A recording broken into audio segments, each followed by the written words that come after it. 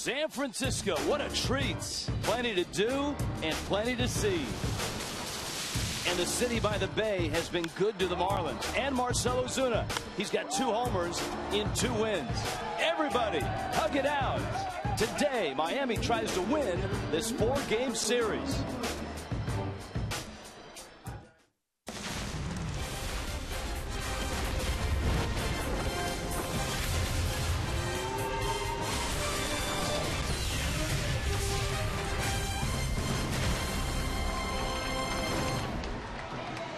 The fog is lifting over San Francisco.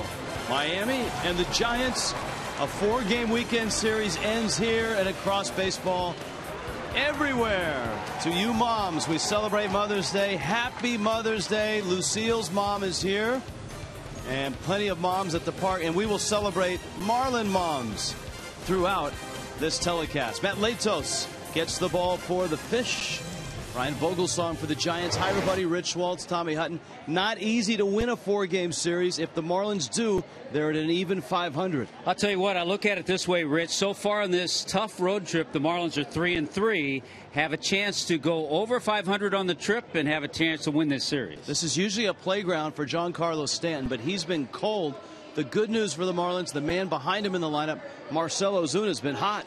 Hey, that's been a key, and Ozos, his teammates like to call him, has those quick hands. He demonstrated the quickness of those hands. His 2nd home run of the series, he hit it last night. Boy, he got the silent treatment on the first one. He is locked in, swinging the bat well, and playing some really good defense in center field. Pitching matchup, 2 guys, 2 right-handers who normally have better numbers than are next to their names right now, and that's Matt Latos and Ryan Vogelsong. Both guys have pitched against each other's team pretty well, though. Latos has had 2 complete games here at AT&T. Ryan Vogelsong, a 1.99 career ERA against the Marlins. 4-gamer ends on this Sunday on Mother's Day. Who'll be the hero? It's the Fish. It's the Giants. Hey, it's Mother's Day.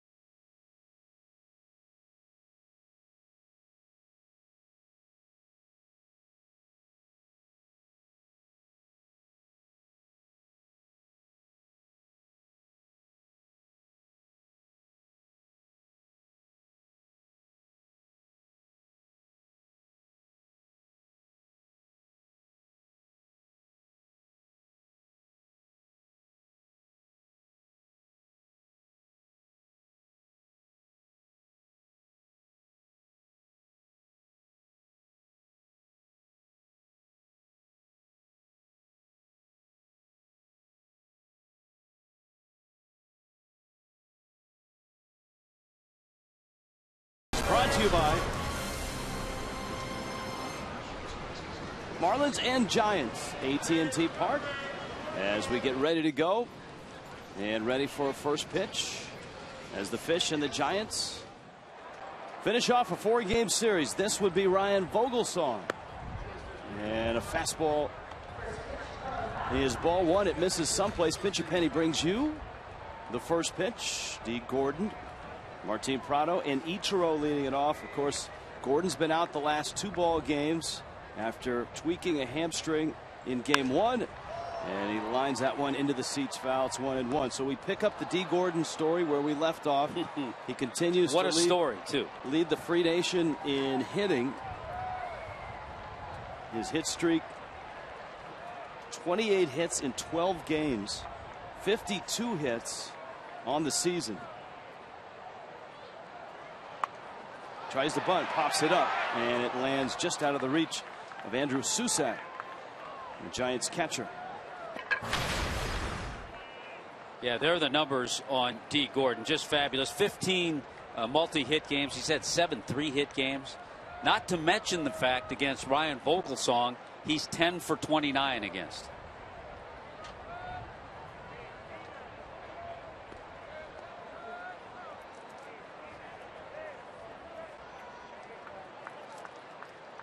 One and two.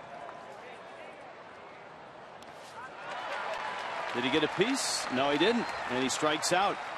And so Ryan Vogelsong with a breaking ball gets D. Gordon. And there's one out here in the first. Marlins lineup brought to you by JM Lexus. You saw D. Gordon, Martin Prado in the 2 spot. Ichiro getting the start in right and hitting third. Marcelo Zuna's in center. Christian Yelich in the 5 spot. Michael Morse is at first base. Adeiny Echeverria having a real nice road trip. Jonathan Solano will do the catching. And Matt Latos is in the 9 spot. And Vogelsong misses up to Martin Prado. One of the unsung heroes, I think, for the Marlins.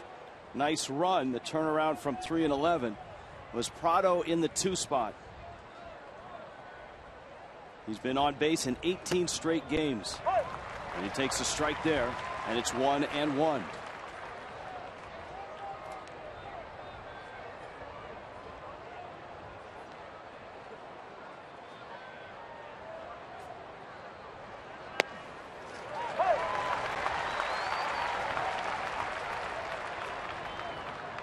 Ryan Vogelsong looking for win number 2.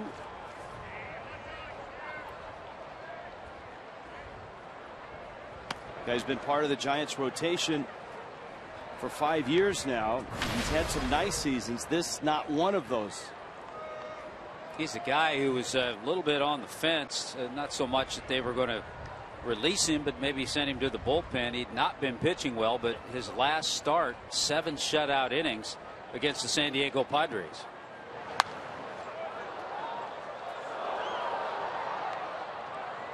Two and two.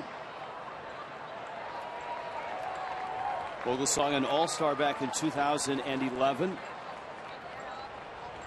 A guy that got to the big leagues in 2000 and spent a lot of time in a lot of different places between that appearance with the Giants and rejoining them 5 years ago. That one's down the line, backhanded. McGee, long throw, and it's in time. Nice play by Casey McGee. We'll have a check on the defense. Both teams have made some changes for this afternoon game. The outfield has Nori Aoki. Gregor Blanco gets the start in center. Justin Maxwell in right field. Casey McGee. Matt Duffy's the shortstop. Joe Panik at second. Brandon Belt the first baseman. And Andrew Susak is behind the plate. So no Posey, no Crawford, no Pagan. No Stanton, no Real Muto for Miami. And so Ichiro ends up not only in right field, but hitting third.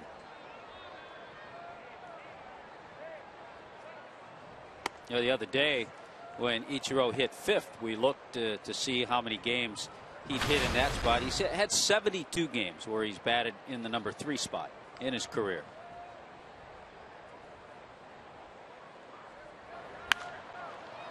Rolls it out to short. That's Matt Duffy today. And Duffy throws Ichiro out. 1, 2, 3 go the fish. Matt Latos takes the ball next.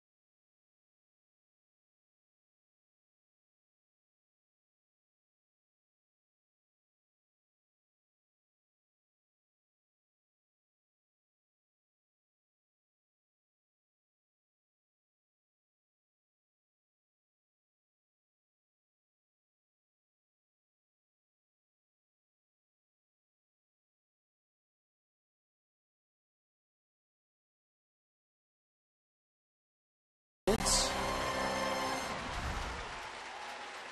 the pink baseballs, sleeves, bats, and all of that. Jan Lexus brings you the Giants lineup. Nori Aoki is in left. Matt Duffy getting the start at shortstop. Joe Panik at second and hitting third. He's got a 7-game hit streak. Brandon Belt's been hot lately. Justin Maxwell's had a nice series swinging the bat. Our first look at Andrew Susak behind the plate. Gregor Blanco's in center. Casey McGee, who had the grand slam and the lone Giant win in this series, is in the 8th spot. Vogelsong slotted 9th. And here is Matt Latos to Nori Aoki. And Aoki takes outside. It's 1-0. Mike Winters calling balls and strikes with Mark Wagner, Marty Foster, and Mike Malinsky out on the bases. Even the umpires have got in on the act. They've got the pink armbands as well. That one hit hard, and Morse stabs at it and gets it. Well, I tell you what, that's a nice play, and we can't say enough about the solid defense Michael Morse provided at first base. Let's look at the rest of the defense for the Marlins this afternoon. There's Christian Yelich and Ozuna, and Ichiro roams in right field today. Martin Prado, Echeverria, D. Gordon, Michael Morse, you saw make that nice play, and Jonathan Solano behind the plate. Matt Duffy, who started game 1 at third. And Duffy takes a strike. As Tommy indicated, Bruce Bochy and Mike Redmond giving some regulars an off day here on this Sunday. Marlins are right back at it tomorrow night against the Los Angeles Dodgers.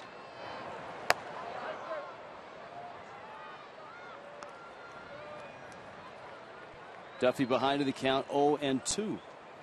The Dodgers, incidentally, are playing the Rockies in Colorado.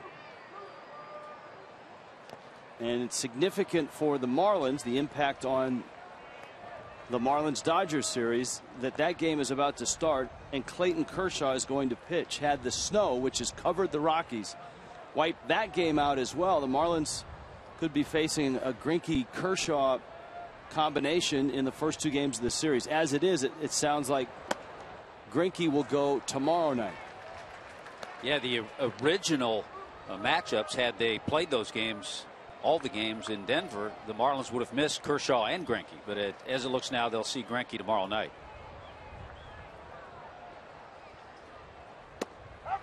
Latos strikes out Matt Duffy. And so 2 outs for Latos. It has been a nice run for the big right-hander, who has just steadily improved with each outing. Last time out, a 2-1 win in Washington, D.C. Gave up just 2 hits in 6 1/3 innings. And this is a ballpark and a ball club he's pitched really well. 2 complete games in 6 starts here at AT&T. The last of which was back in 2012. So it's been a while since Latos has seen the Giants.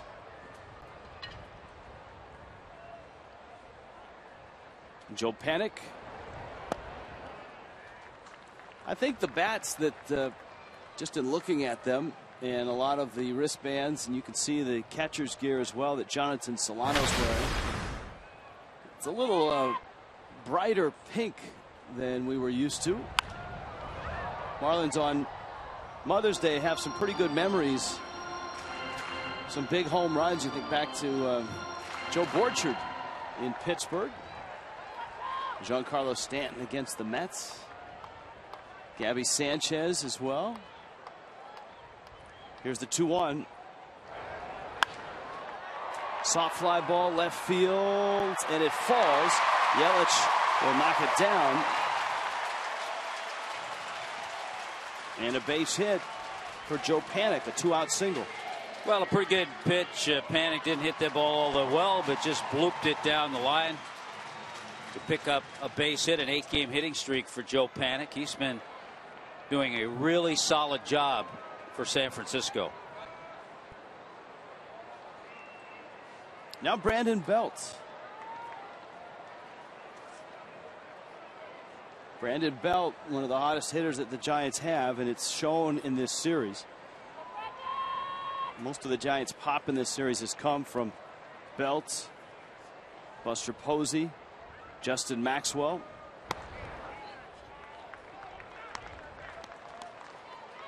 Posey getting the day off. And one of the reasons he hasn't been at first base much this year is because Belt has played so well and had such a nice run, although he still doesn't have a home run, which is a head scratcher.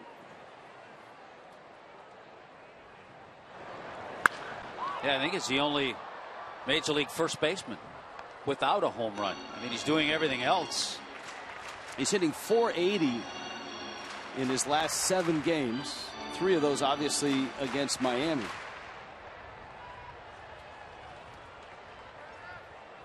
Yeah, and we were told too that Bruce Bochy wanted to give Buster Posey the entire day off. Not sometimes he'll play him at first base, but again the dilemma, Belt is hitting so well. Lines that one in the gap over there as Yelich. He was playing him way off the line. And a good scatter report results in out number 3. Scoreless on Mother's Day in San Francisco.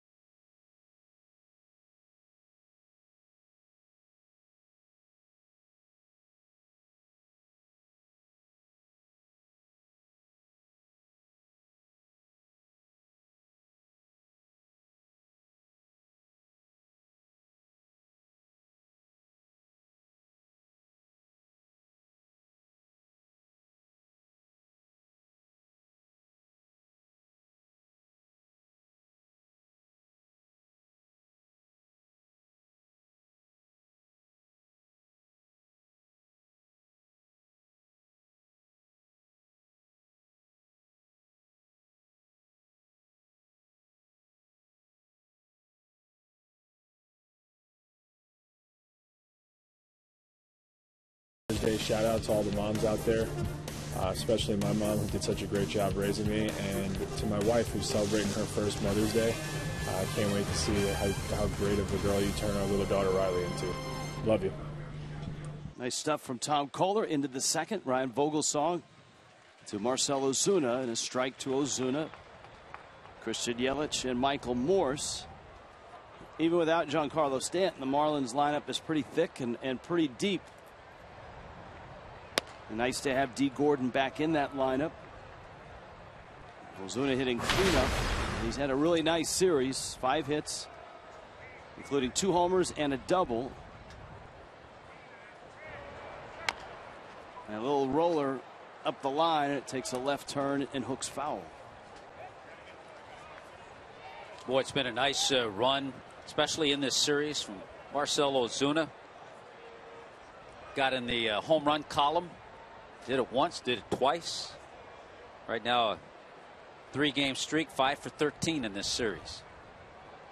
Guy that has hit well here in his brief career in San Francisco.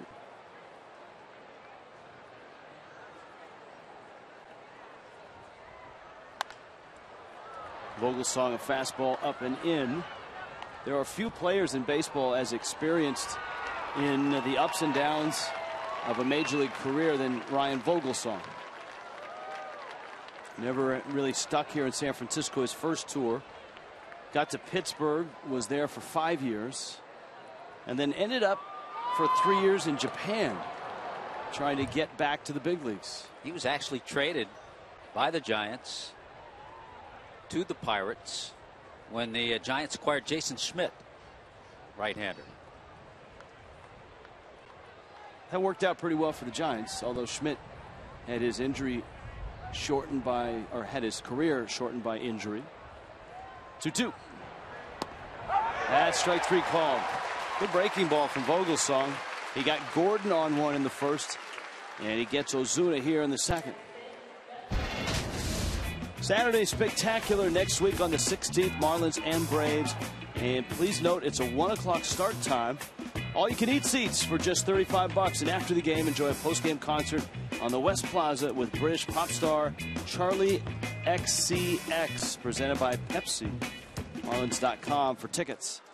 Here's Christian Yelich, and he takes a fastball for a strike. And one of the mysteries right now around the Marlins is Christian Yelich, and trying to get him going offensively. Yelich rolls it up the middle. Panic is there, and he gets the out.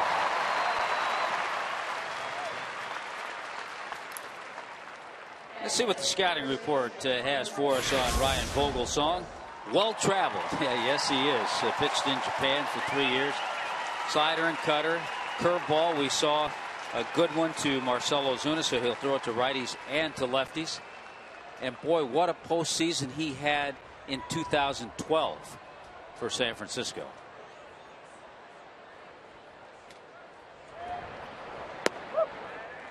Michael Morse takes a strike. Morse started this series with that emotional ring ceremony. Banged out a couple of hits that night. Marlins got game one. They beat Tim Hudson, pounding out 15 hits against Hudson.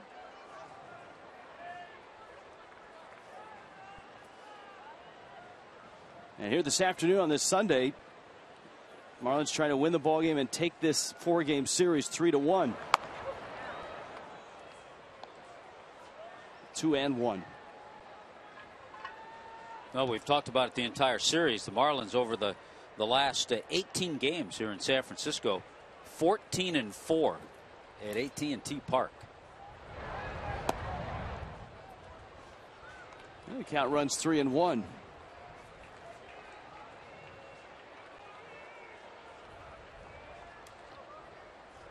Eddie Echeverria waits on deck. Vogelsong has retired all 5 that he's faced, and he goes up and in. Count full at 3-2. The reaction of Michael Morse was he'd like to see that pitch again. He had a good rip, and I think he felt he should have hit that ball a long way.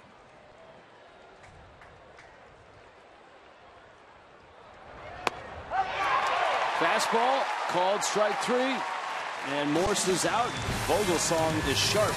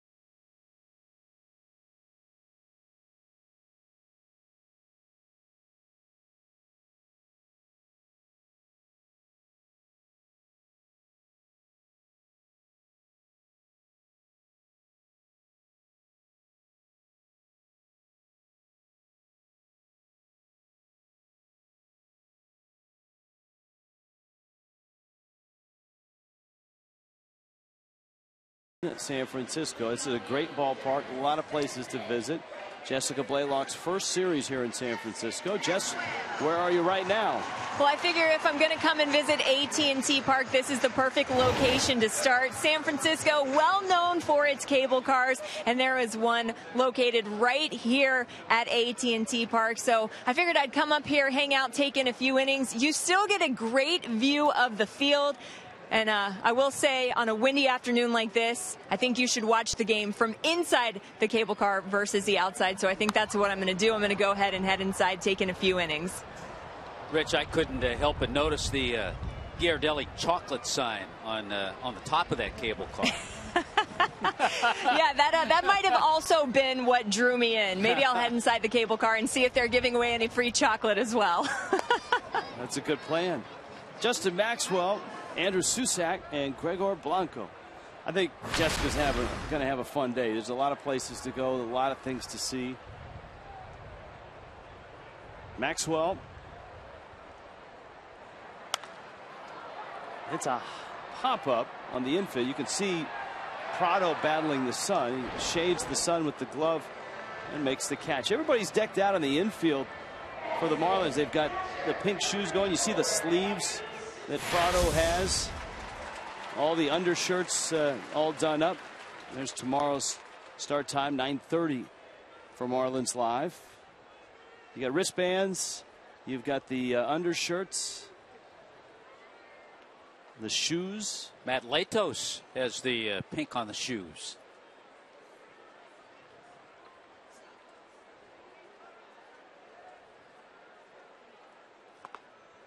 Both long and short sleeve undershirts. There's the short sleeve unit with the Marlin logo on it. That's pretty sweet.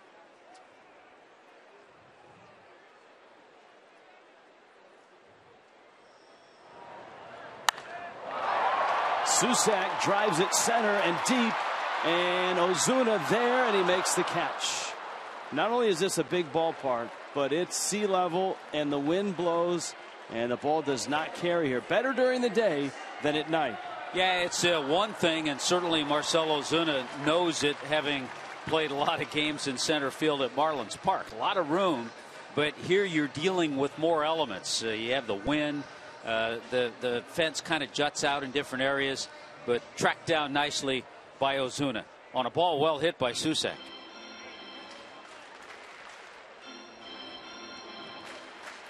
Now Gregor Blanco. Blanco, Major League veteran, his 4th year in San Francisco. 31-year-old Venezuelan.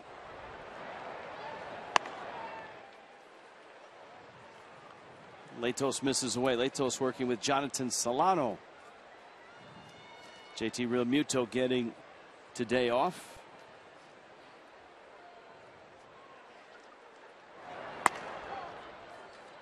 Kind of interesting numbers with Gregor Blanco.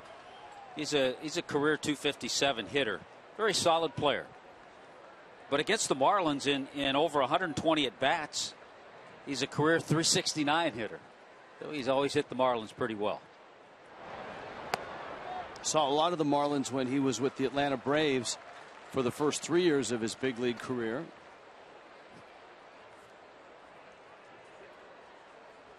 Probably best known in San Francisco for his great catch to preserve Matt Cain's perfect game back in 2012.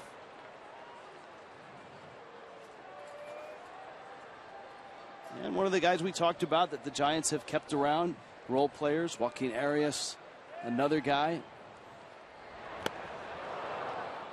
And plenty of unheralded stars in that bullpen. Middle relievers, setup men that have been with the Giants for a good portion of this 5-year, 3 World Series title run. Swing and a miss. Nice comeback from Matt Latos. Latos goes 1-2-3 in the second.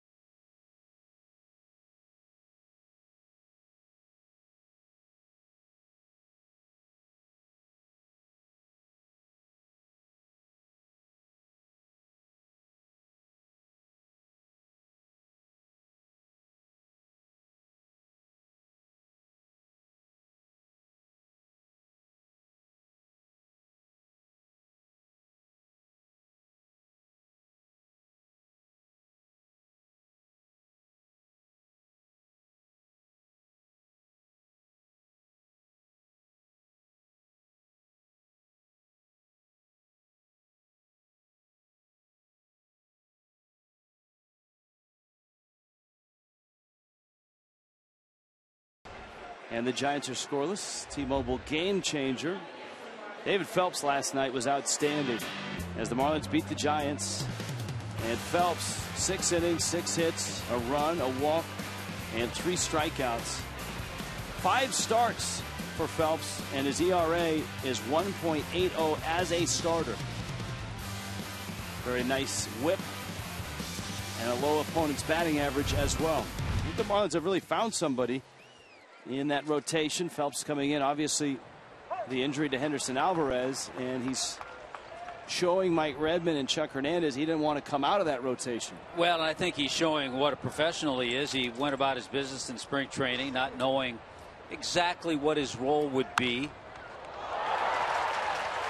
Hot comebacker off the bat of Echeverria. Vogelsong has now retired the first 7 he's faced. Well, Phelps started the season in the bullpen. That was his role. He said, okay, that's what I'll do. And all of a sudden he's gotten the opportunity in the starting rotation, and he has been outstanding.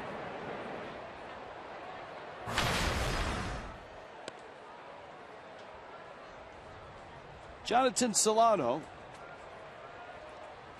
getting the start.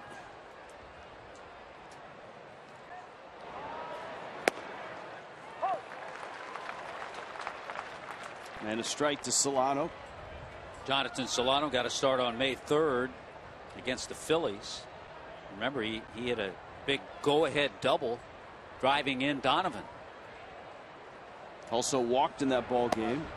That was a game that the Marlins just couldn't put away the Phillies, and the Phillies ended up winning that ball game 6-2.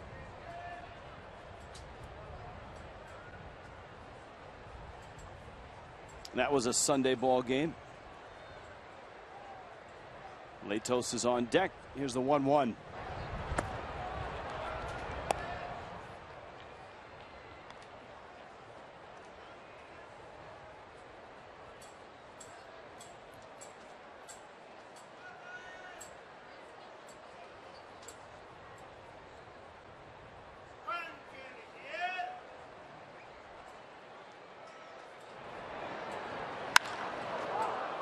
Solano to center. That's Blanco out there. And now Ryan Vogelsong has set down the first 8 he's faced. Copyrighted telecast presented by the Authority. The Marlins may not be reproduced or retransmitted in any form. Accounts and descriptions of this game may not be disseminated without the express written consent of the Marlins. You heard the boos in the crowd. Matt Latos is not popular here in San Francisco. Probably because of those 2 complete games that he's pitched here. His lifetime ERA against the Giants, 2.19. That'll make you a little unpopular. Giants got their revenge, though, in a rather large game at the end of 2012, Game 5 of the division series. That was the ball game which the Giants won big. Buster Posey hit a grand slam in that game. We don't hear too often that side of Giants fans. No. I'm sure Dodger fans do. Well, the Dodgers themselves do.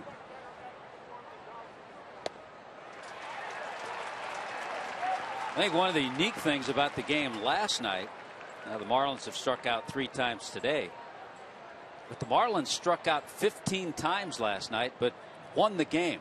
So you'll take that all the time.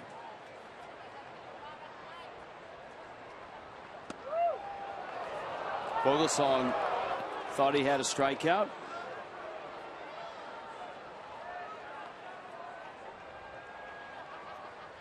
Looks like it was just off. D. Gordon's on deck. 2-2 to Matt Latos.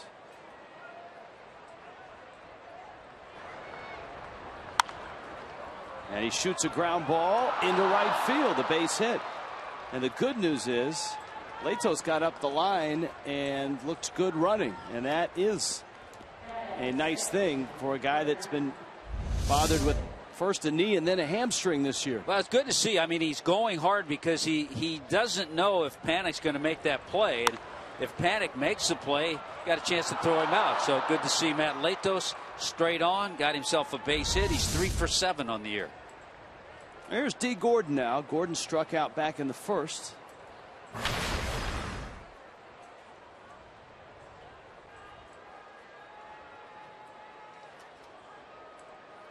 Gordon still sitting atop the National League hitting charts.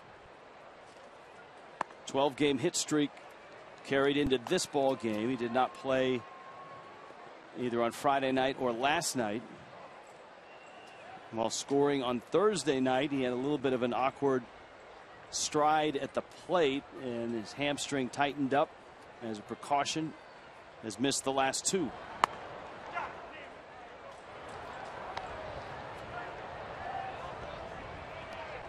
Well, we talked about Vogelsong in that 2012 postseason. Ryan Vogelsong in the championship series against the Cardinals was 2-0 in his 2 starts. And in the World Series against the Tigers, he was 1-0. Didn't give up an earned run in the World Series.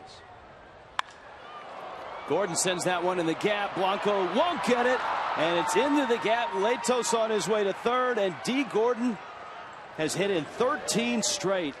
And even a couple of games off will not slow down D. Gordon right now. 53 hits.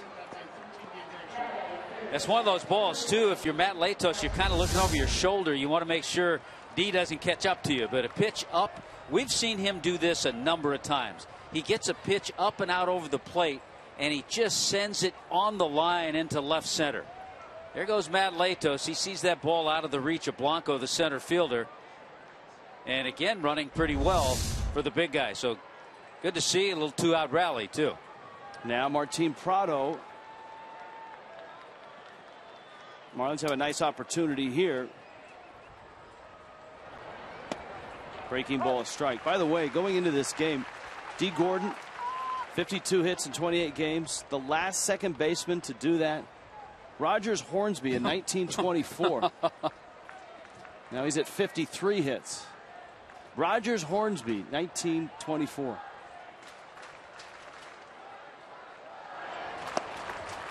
Prado takes a breaking ball for ball 1. The count evens at 1-1. And I certainly hope all of that, the accolades, are getting the play nationally, because D. Gordon should be getting all kinds of votes for the All-Star game, not just from Marlins fans. Without question. Prado bounced to third. A nice play by Casey McGee. Sends that one to right field. Maxwell is in and there and makes the catch. And the Marlins lead 2 in scoring possession. Still scoreless on Mother's Day.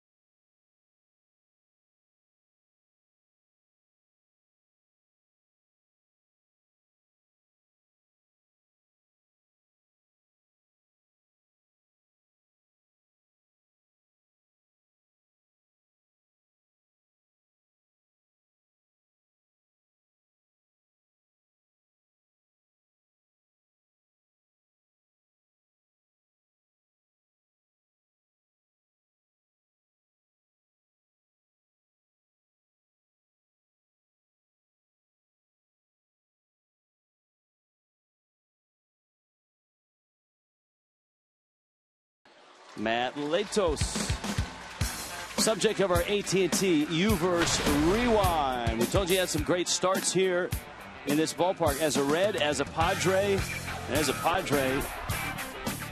not only did he throw a complete game, one hitter, but he also had the only RBI in that ball game. And that had not happened since a former Giant did it back in 2003, Russ Ortiz, and that was against the Marlins. Ortiz at the time was with the Braves. Well, Matt Latos in 6 starts in this ballpark, 2-2 with a 167 earned run average. That was a young Matt Latos. Yes, it was. Latos arriving in the big leagues. Not too far removed from Coconut Creek High School or Broward Community. 27 years old here. Casey McGee, Ryan Vogelsong, and then top of the order, Nori Aoki.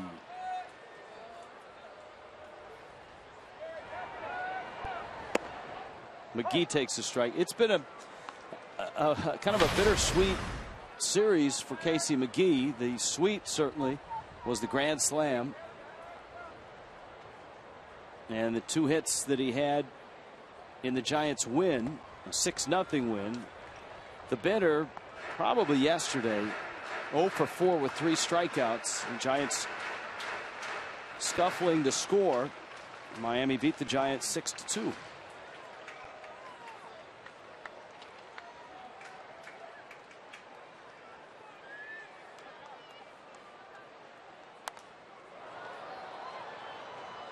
Was after a high fastball, and it's 1-2. Many games on this Mother's Day are coming to a finish back on the East Coast.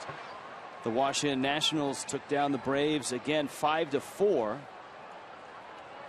No, Bryce Harper did not homer. He did have a double and 2 hits. And an RBI. Harper coming into today had 6 homers in 3 games. He needed a couple homers to tie the all-time record for homers in 4 games. And Craig Minervini will be happy to know that the guy who still holds the record, Ralph Kiner. Anytime you can give Craig a Ralph Kiner reference. Of course, a great Hall of Fame player and a Hall of Fame broadcaster for the Mets. The late Ralph Kiner. What a treat.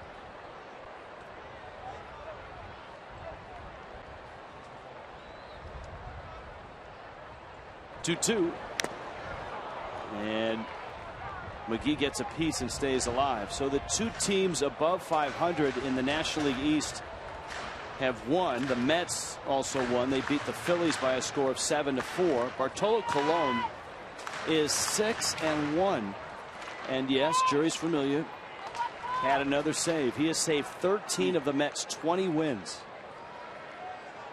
2-2. On the ground, Echeverria gobbles it up in time to get McGee. First out, bottom 3rd. A Corona Light Marlins watch party is coming up on Wednesday at Rivals Waterfront Sports Grill in Hollywood as the Marlins and the Dodgers play at 7:50. Really an odd starting time. Tickets to upcoming games can be yours. Billy and the Energy team will be there. And of course, you'll have Corona Light specials. Go to marlins.com for more information. How about Rich, the Mets, with 6 wins from Bartolo Colon, 5 from Harvey, and 3 from Jonathan Meese. That's 14 wins out of 3 starters.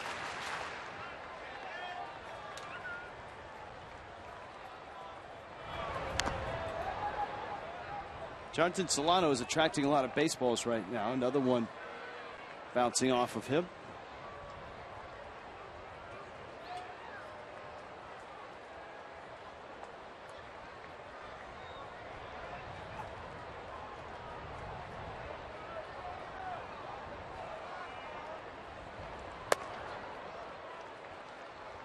Latos stumbling off the mound, looking back at the mound. We count 1-2. Marlins just a game under 500, so if they win this game, they'll pull even at 16-16 before departing for Los Angeles. Swing and a miss. High fastball. First time through. Matt Latos has 3 strikeouts. Hasn't walked anyone. It's really enjoyable watching Latos, how he works hitters. And we've seen the progression. We've seen him get better at doing this since the season started. In and out. Every once in a while he'll jam a right-hander, cutter in, even though it's 91 miles an hour. He'll throw that good curveball to keep a hitter off balance. He'll go upstairs to get a strikeout. Aoki now, the Giants left fielder. Couple hits in this series. Signed on a 1-year contract. Coming off an American League championship season with the Kansas City Royals. And a guy that grew up idolizing Ichiro, as many kids in Japan did, to the point of imitating his batting style, his swing. Morse got a piece. Gordon has it and then throws wide of Latos. Well, there's a play that had all kinds of moving parts to it, and it was going to be a base hit all the way, and it is for Aoki. Great effort by Michael Morse. He almost makes this grab on a ball hit sharply. Gordon gets to it. Tough to hit that big moving target, but you see where Aoki is. He was almost at the bag anyway. Nice job by Jonathan Solano to keep the angle on the throw rather than head up the line. Just kind of shadowed where D. Gordon and his flight path, so to speak, and was there to back up the throw. So Matt Duffy, Aoki is a base stealer. He swiped 8, and Latos chases him back. We've seen Jonathan Solano is a very good catch and throw catcher. I'll tell you what, Matt Latos has had to do a lot of moving today. Up the line, first to third on Gordon's double, and then getting over to first base quickly there.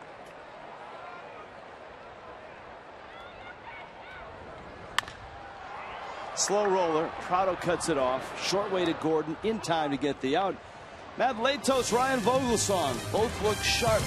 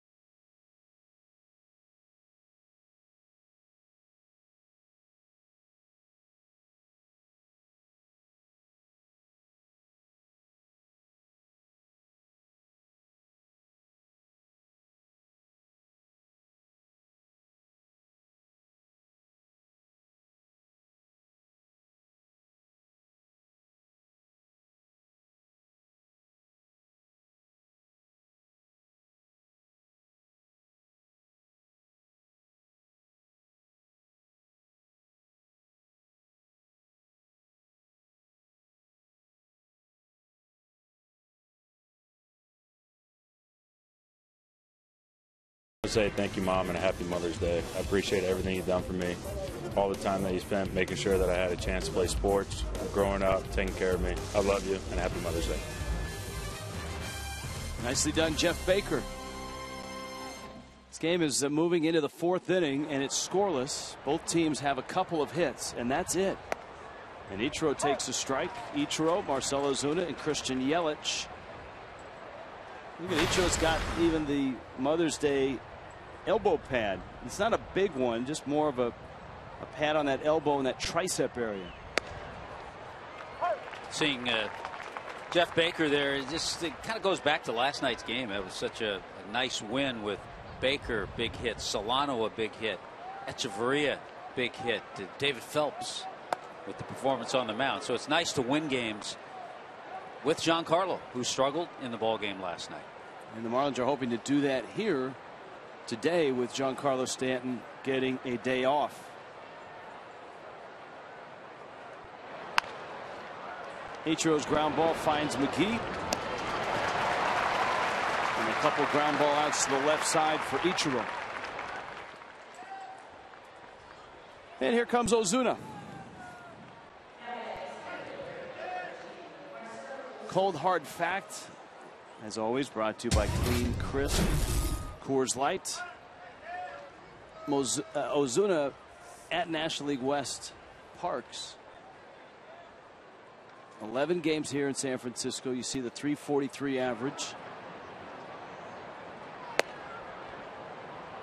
Vogelsong misses away. Ozuna called out on strikes in the second. Kind of got a camo pink sleeve going.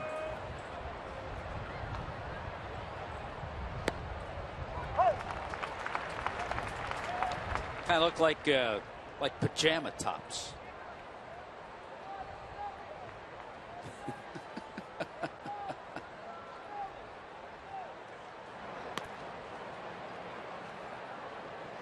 We love it when scouts come up to us and talk about some of the Marlins players. Got telling us impressed with the bat speed of Marcell Ozuna.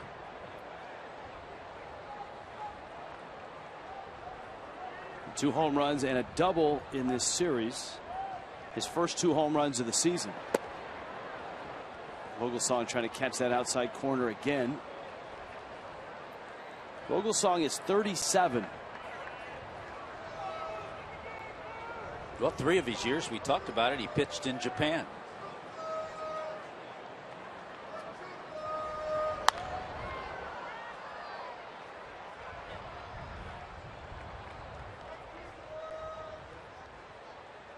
Full count at 3-2, and you documented his postseason heroics in 2012, and that kind of goes along with the theme of the Giants over that 5-year span.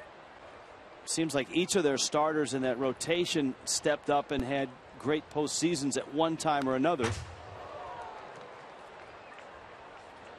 Lincecum back in 2010. Lincecum was the bullpen guy. Came out of the bullpen, yeah. 2012. Matt Cain. Of course, last year, Madison Bumgarner. Brian Wilson out of the pen. Sergio Romo. Casilla last year. Ozuna, scorching liner, and McGee is up to get it. Well, he did what you want to do to a hanging breaking ball. Unfortunately, the line drive was right at Casey McGee. Tomorrow night, Los Angeles. South Florida Honda dealers, get you ready for Tom Kohler, Zach Greinke, Greg Minervini, and Preston Wilson. Giancarlo Stanton has had success at Dodger Stadium, where he grew up going to ball games. Christian Yelich certainly will be happy to return home as well. There's Stanton getting to watch this ball game.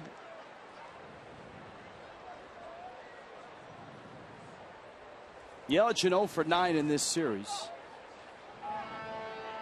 He had a ground ball up the middle that second baseman Joe Panik took care of. This one is going to find center field, and that's got to feel good for Yelich. A 2-out single here, and here comes Michael Morse. I'm sure Christian Yelich kept a long look on that ball to make sure it got out of the reach of Duffy, the shortstop, and up the middle into center field. So a little weight off his back. Starting to see some nicer swings and good approach. So good job by Christian Yelich to pick up his first base hit since coming back. His mom is here to watch this Mother's Day affair. Now Morse, who was called out on strikes in the second.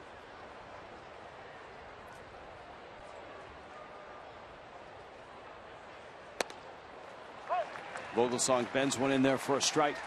This could be a situation, depending on where the count goes, that you could see with 2 out. You could see Christian Yelich take off, try to get in scoring position for Michael Morse.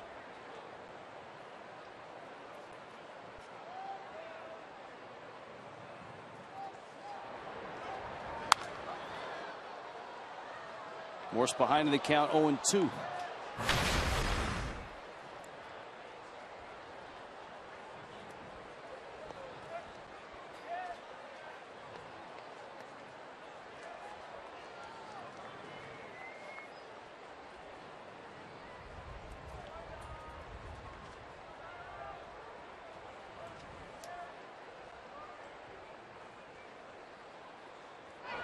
Yelich is running, and the pitch pops out of the glove of Susac all the way to the screen.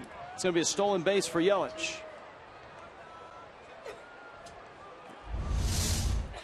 They take a shot with 2 strikes, and this shot pays off. Pitch got away from the catcher, Andrew Susac.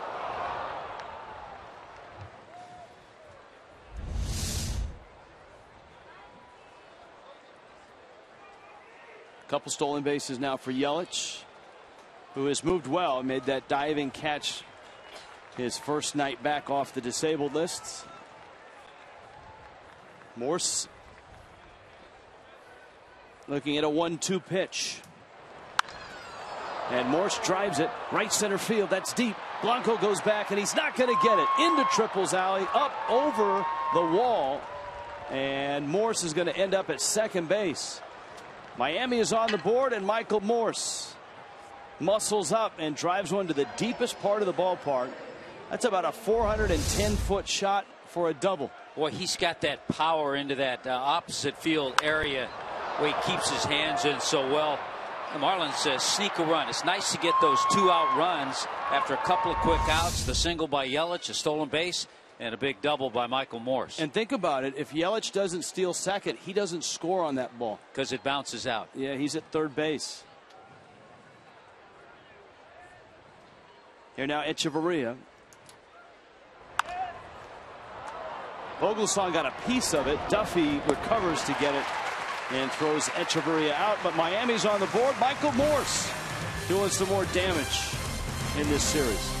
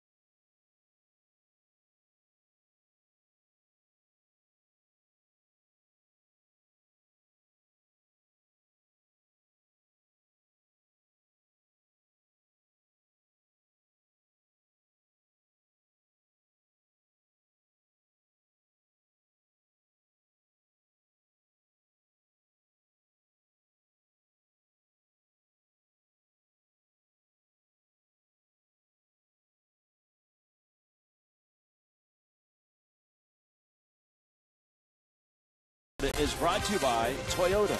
Let's go places. By Kaiser University.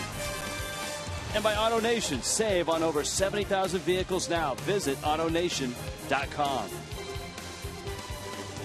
In San Francisco, Miami a 1-0 lead. It's bottom 4. Very chilly today. Temperatures in the mid-50s to start. Fog and haze, and it's burning off right now. Christian Yelich scoring. After a base hit, a stolen base, and a double by Michael Morse. That's not a purple haze, though. No, he's further north, up in Seattle. Rest his soul. Jimi Hendrix. Here's the pitch to Panic. And Joe Panic takes a strike. It's 0-1. Brandon Belt, Justin Maxwell against Matt Latos, the 27-year-old who's pitched so well in this ballpark. But it has been a while. 2012, his last start here. A couple of complete games.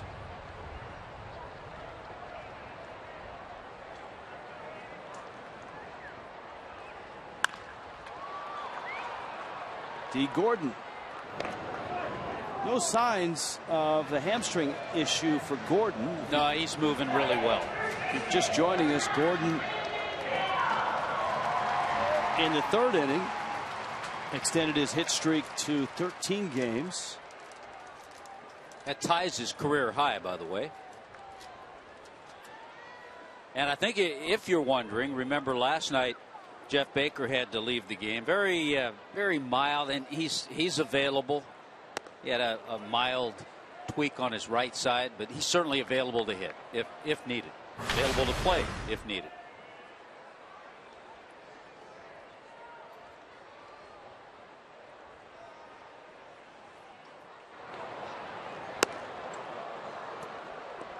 Brandon Belt swinging so hard he pulled the Bartolo Colon.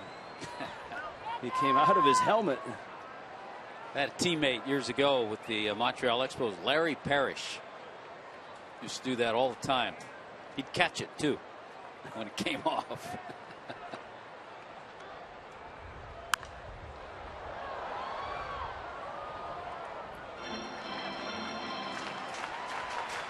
Oh, 0-2.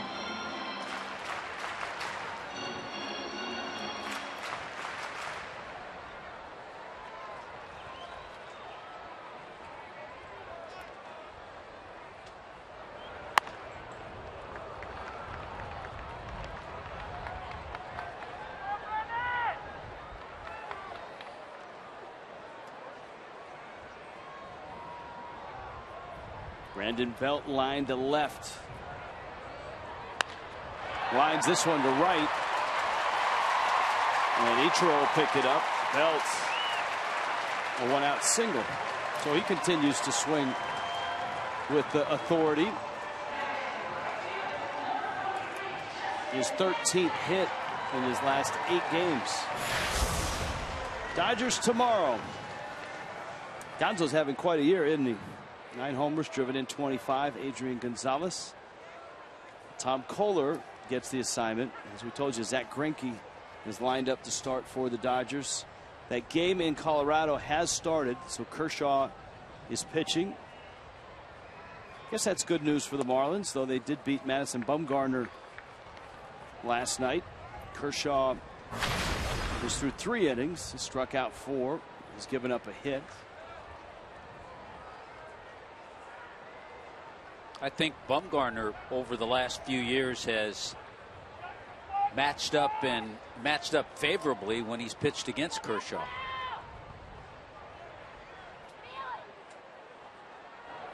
That was always one of the things that spiced up you as a kid growing up in Southern California.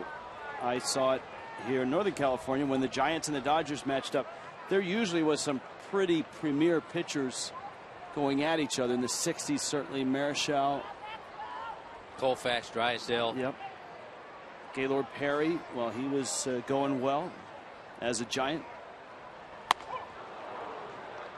Maxwell swings. You know, and you think about it, back in those days, in that era, when you had 4-man rotations, you didn't have the injuries that you had, and they played each other so many times. I mean, those guys matched up a lot. Fewer teams.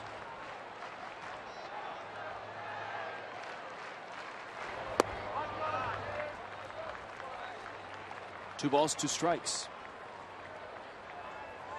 And the Marlins doing traditionally what everyone in baseball did at that time. When you come out west, you play the Giants and the Dodgers. That was pre-Padre.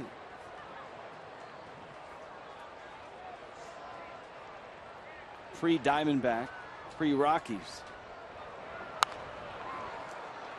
That one fouled back. It's always interesting when you go back and look into the 70s and even the 80s as well. Before baseball went to 3 divisions in each league. Atlanta Braves, Cincinnati Reds, those teams were in the West. Yeah, people forget the Braves were in the West, the NL West. Solano smothers it, and Maxwell's worked the count to 3-2.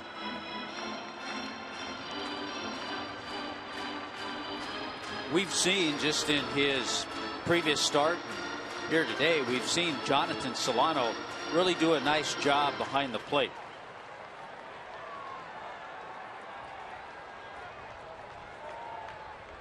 See if Bruce Bochy has Brandon Belt on the move with 1 down. Belt runs, swing and a miss. Solano's throw picked and out on the tag. D. Gordon helping out Jonathan Solano. It's a strike him out, throw him out, double play.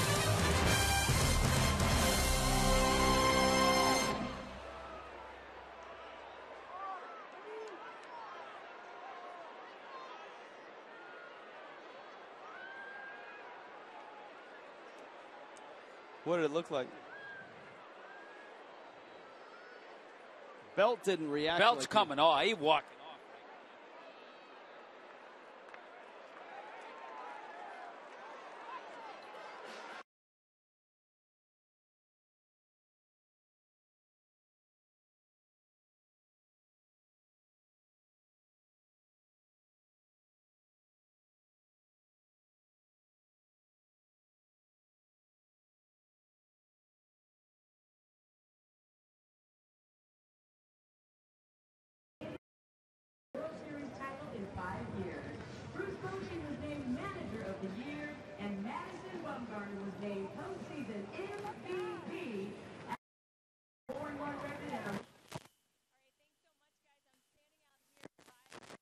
Named after Giants.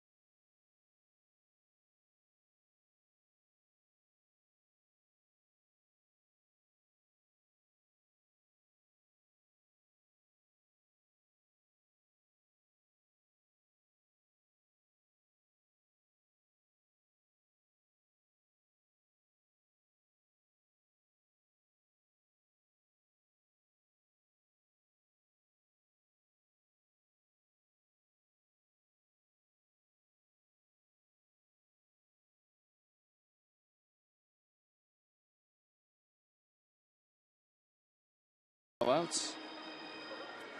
Longest active streak in the majors. The Giants on that play at second were thinking about challenging. Bruce Bochy stepped out, put his hand up. That's kind of been the way managers have started the review process. But after about 20 seconds, once the Giants video room saw it, Bochy stepped back in the dugout. And Vogelsong got to the mound to warm up to face Jonathan Solano, whose nice throw got some help from D. Gordon. And the pick. There's the pick. Well, it's very close. Very close. The tag up kind of near the belt on the upper thigh. It looked like his foot might have been on the bag.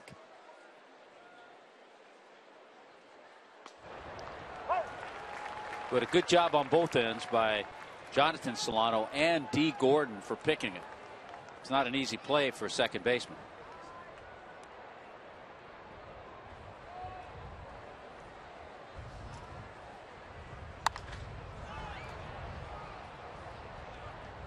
That one fouled off.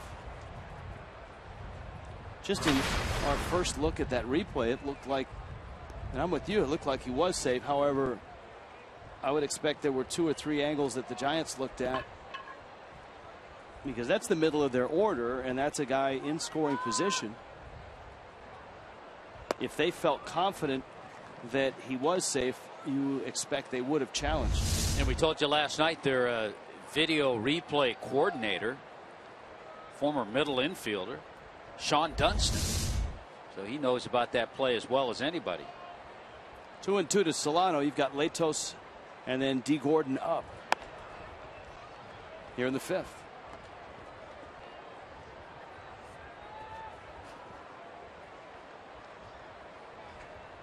Johnson Solano, a fly ball out his first time up.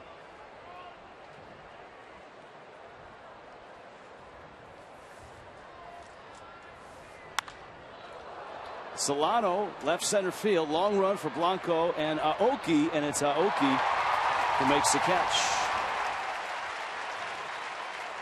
1 out here in the 5th. Time for our Geico Marlins moment. Anytime you can work Jack McKeon into the show. On this date in 2003, Jack McKeon walked into the Marlins clubhouse and took over. And the Marlins would go 75-49, get the wild card, and win the World Series. They would beat the Giants in 2003 in the division series. Latos pulls it foul. In fact, the Marlins have been to 2 postseasons, and in both of those, they've met the Giants and defeated the Giants. And also, you throw the other name into that equation, Dusty Baker. That's right. Who managed the Cubs. That's true. So Dusty Baker does not have fond memories of the Marlins. I saw where Dusty's going to be honored tomorrow night, I think. It should be. He had a really nice run here in San Francisco. Here's a 1-1 pitch to Matt Latos. And that was a really tough 2 years, right, for Dusty Baker. 2002 and 2003. And 2002 is last year with the Giants in the World Series. Against the Angels. Against the Angels. Had a late lead slip away in a game that they could have clinched the World Championship. Angels came roaring back. Scott Spezio had a big hit. Troy Gloss had a big hit late. And then the next year, he was the skipper of the Cubs, who had that big lead against the Marlins. Swing and a miss. Latos strikes out. There are 2 outs in the 5th, and here comes D. Gordon.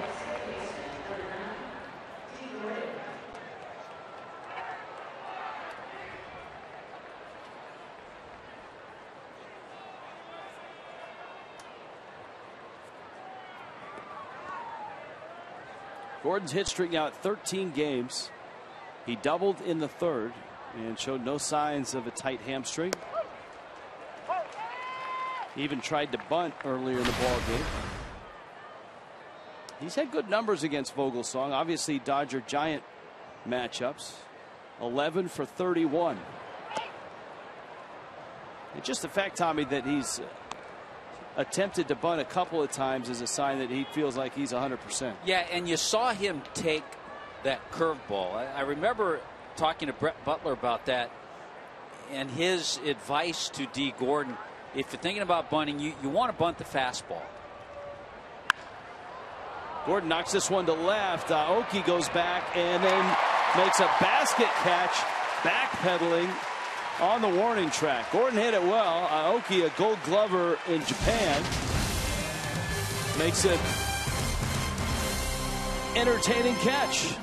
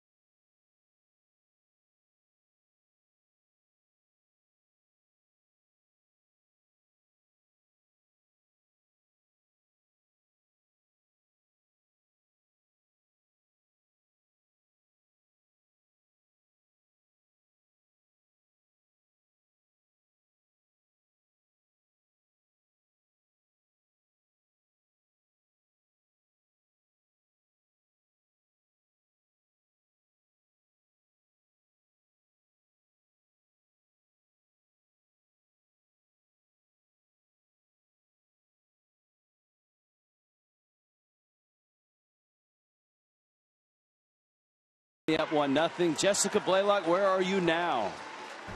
Hey guys, I'm out here at the Garden located behind center field. Now this is a new aspect of AT Park. This garden was just planted last season and there's a really cool feature to it. Not only does it have beautiful flowers, but it also has an edible garden.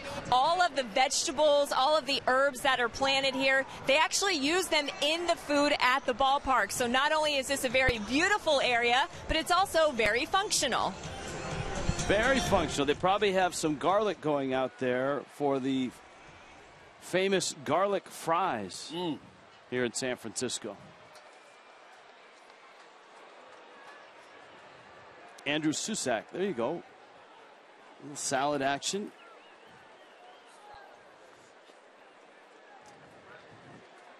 Of course, then again, it is California. You have to see what they really are growing out there. More of a concern, though, wouldn't you say, in Colorado or Washington? Probably, yeah. More certainly in Denver, yeah. Andrew Susac fouls it back. Andrew Susac is a 25-year-old, Roseville, California. That's up near Sacramento. Oregon State. They have such a nice program up in Corvallis.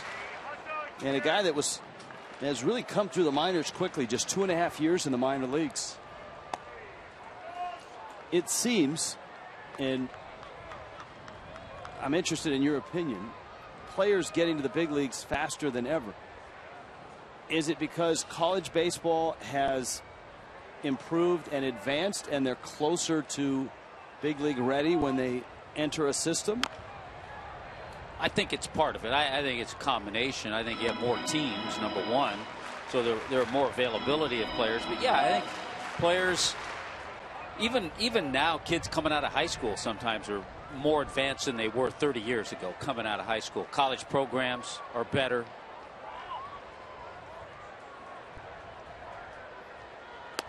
I've heard scouts say as well that since they've regulated the bats in college baseball, now much more similar to a wooden bat, it's easier for scouts to judge talent, especially hitters.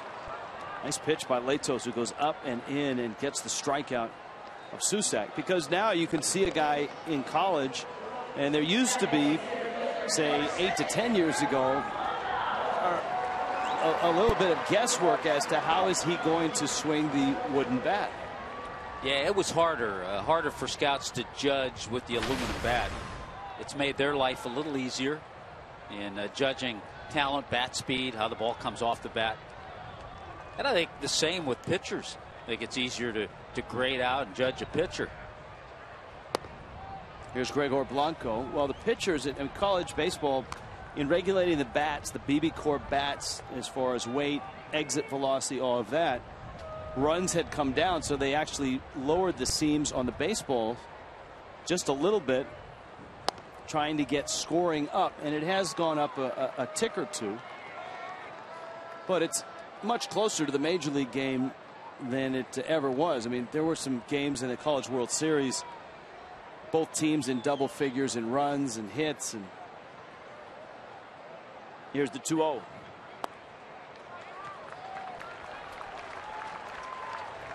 To Gregor Blanco. You mentioned Rich, Sacramento, talking about Susac. The Giants moved their AAA team to Sacramento. They were for a long time in Fresno. I think Houston is in Fresno now. That may have a little to do with the Giant athletic rivalry. The A's were in Sacramento and enjoyed that relationship for a long time. So the Giants just trying to stick it to the A's in another way, right? Well, maybe. But that's, for any major league team, it's desirable to have your AAA team as close as possible in proximity, even your AA team if possible. The problem for the Giants or anybody on the West Coast is there aren't any AA leagues out this far west. The Marlins have a great situation with the AA team in Jacksonville. Jam shot. Echeverria hesitated, and it cost him. just a little bit, whether he was trying to find the grip. It wasn't hit very hard. Usually when you see a little hesitation, it's that the infielder doesn't have the grip right there that he would like. Once he got that grip, Gregor Blanco gets up the line quickly. That breaks a little 0 for 12 that he was on. Bang, bang play. Marlins video room is looking at this. Mike Redmond out on the step. Marlins won a nice challenge last night, which resulted in a run on the Echeverria infield hit at first. He was ruled out. After review, he was actually safe, and that drove in a run. The initial look, it appeared that Blanco just did beat it. This is a tough one. Still no indication.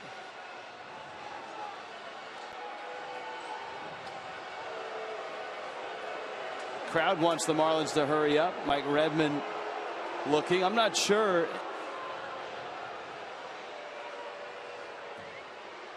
And they're going to want it. Mike Redmond wants to look at it.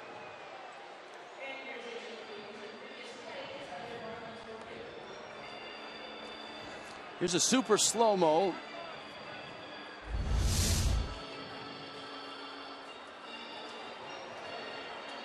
Back of glove. Oh, wow, that's close. You know, that shot, it appears that he just did get him, but it's really close. It's almost back of glove, foot on bag at the same time. Chrysler challenge. So because of that, the call may stand. And he'll be safe. So we'll see. Call stands means not enough evidence to. I think Tuesday night. How about this, Rich? Tuesday night when we're in LA and we have email, Twitter Tuesday.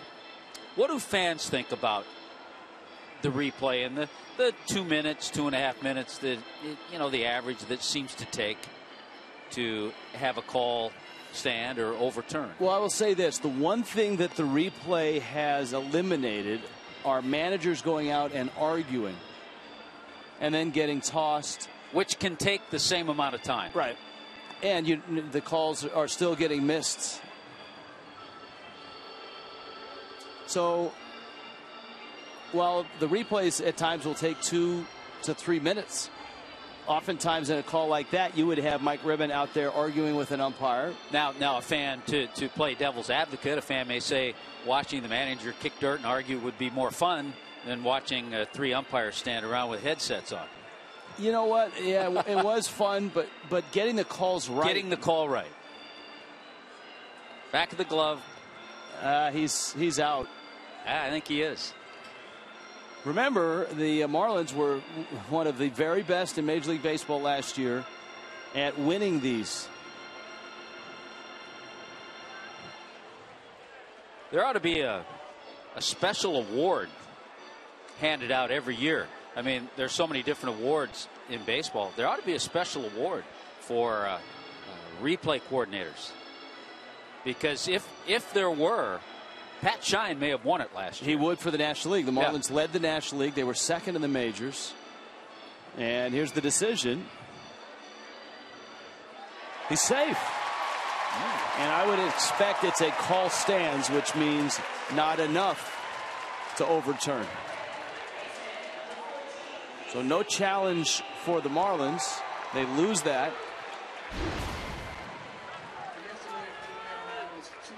And it is indeed call stands. So not enough.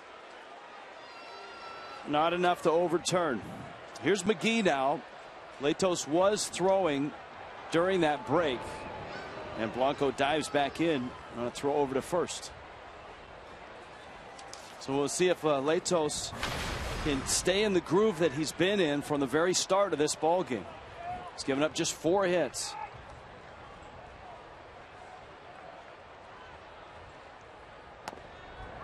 And a strike to McGee.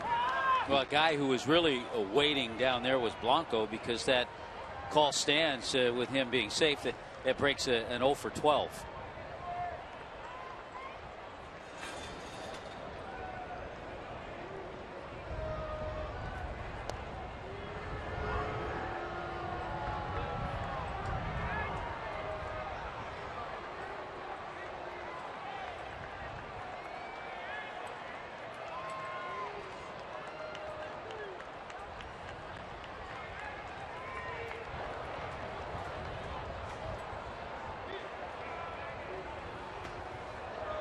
Check swing. No swing. Ball and a strike. San Francisco, the sun is burned through. Morning fog, overcast. Temperature still quite chilly on this Mother's Day. The Marlins have a chance to win a 4-game series. It's not easy in baseball. Obviously, it's really tough to sweep a 4-gamer, but to go 3-1 on the road against a team that historically has played well in this ballpark over the last 4 or 5 years. The Giants have one of the best home records around, and for whatever reason, the Marlins are the only fly in that ointment, so to speak. They're the only blot that the Giants have. The Marlins have really played well here at AT&T. Well, you try to get through this 4-game series.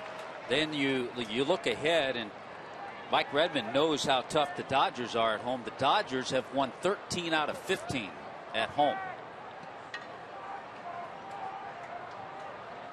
There you go. Best at San Francisco. Marlins have the top winning percentage here. Won 15 of the last 21. No swing.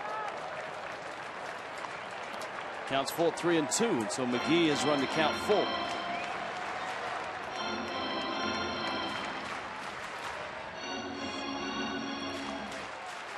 Matt Latos would love a ground ball. Marlins have a double play. It was a strike him out, throw him out double play.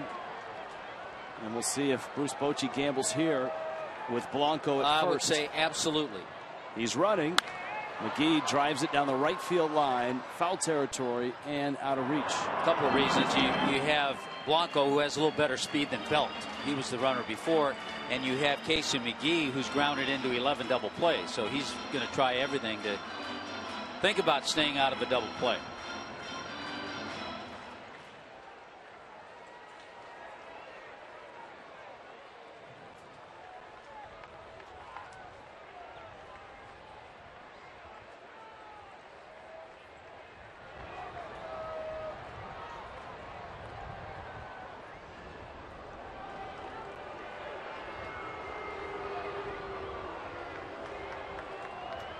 Both teams come into this ball game at 15-16.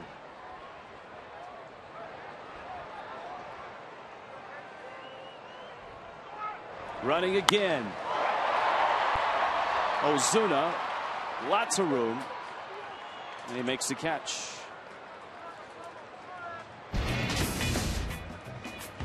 The Braves are coming to Miami next weekend, and on Sunday it's another Sunday Fun Day at 1:10. Pick up the Pepsi 4 for 74-pack. Get 4 tickets, 4 KMB Franks, 4 Pepsis for $74. Kids get a Giancarlo Stanton growth chart courtesy of Fox Sports Florida. And kids can run the bases in the Diamond Dash. Tickets at Marlins.com. And good luck trying to grow as big and strong just thinking as Giancarlo. I was just thinking that's not fair. That's all right.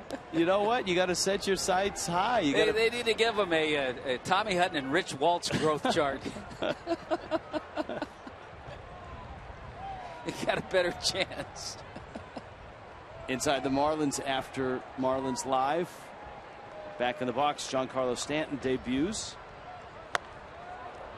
Vogelsong is up, and he swings through a fastball. It's 0-1. Got to have lofty goals, though, Tommy. Absolutely.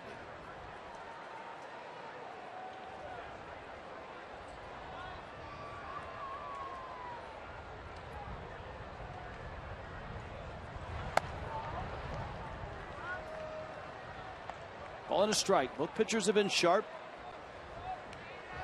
This is such a great pitching environment.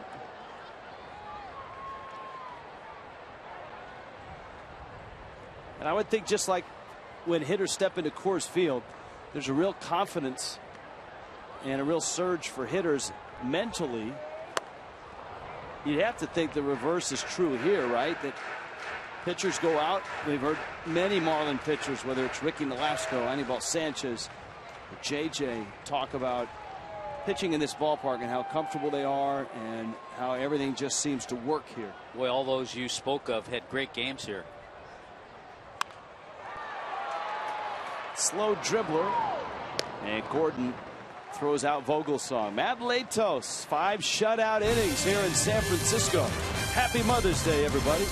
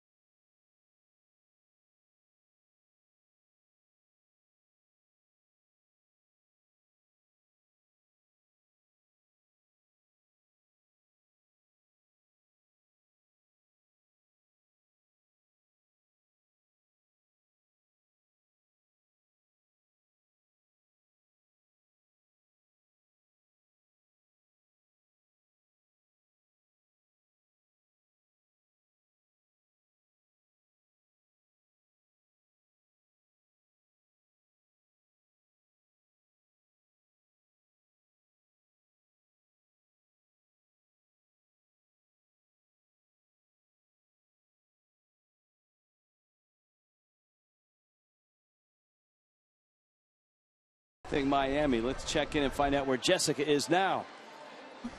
Well, you guys mentioned McCovey Cove earlier. That's exactly where I am right now. McCovey Cove, named after former Giants first baseman Willie McCovey. It's a place where fans can come and watch the game for free, or maybe they can hang out on a boat or in a kayak and wait for a splash hit. Now, a splash hit is a home run that is knocked out of AT Park and into McCovey Cove. Up to this point, there have only been 68 splash hits. And how about this? Barry Bonds has hit 35 of those. I vote for Marcell Ozuna to be the next one to have a splash hit. He already has 2 home runs in this series. Why not? All right, thank you, Jessica. There he is. Stretch. What a fearsome hitter. You know, some hitters come up, you know, like a Stanton is a fearsome hitter. Willie McCovey, Willie Stargell. And you, as a first baseman in the National League, you didn't want to be holding a runner on. Just about to say, you probably had to see them up close and personal more than you wanted. Martin Prado lifts a fly ball and into the seats. Prado, Ichiro, and Marcell Ozuna here in the 6th.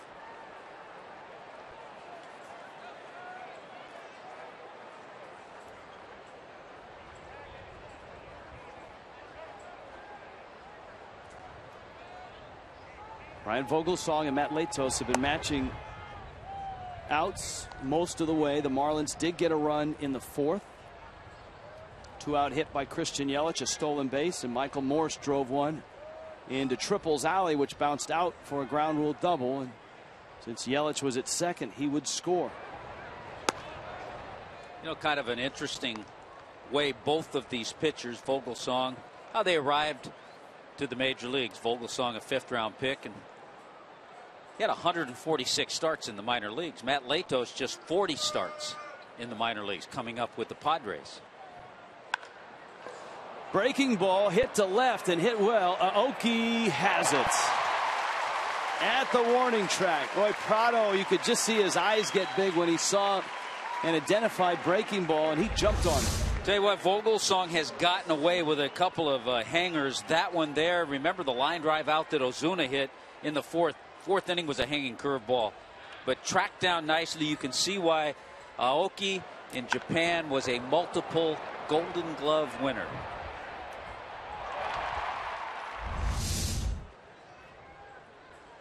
Not a Golden Glove boxer, but a Golden Glove winner. Here's Ichiro. Ichiro pulls a ground ball, belts nifty pick there. And Ichiro's 0 for 3, all 3 ground ball outs. Here's Ozuna.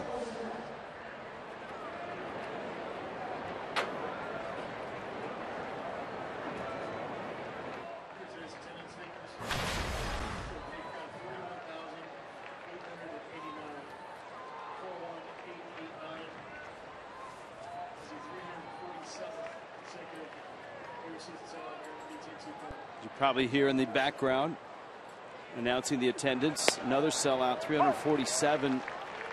41,889 is the paid attendance. And most featuring their Giants orange and black. And many bringing their moms too. Ozuna bounces out. Vogelsong a 1-2-3 inning. 1-0 Miami.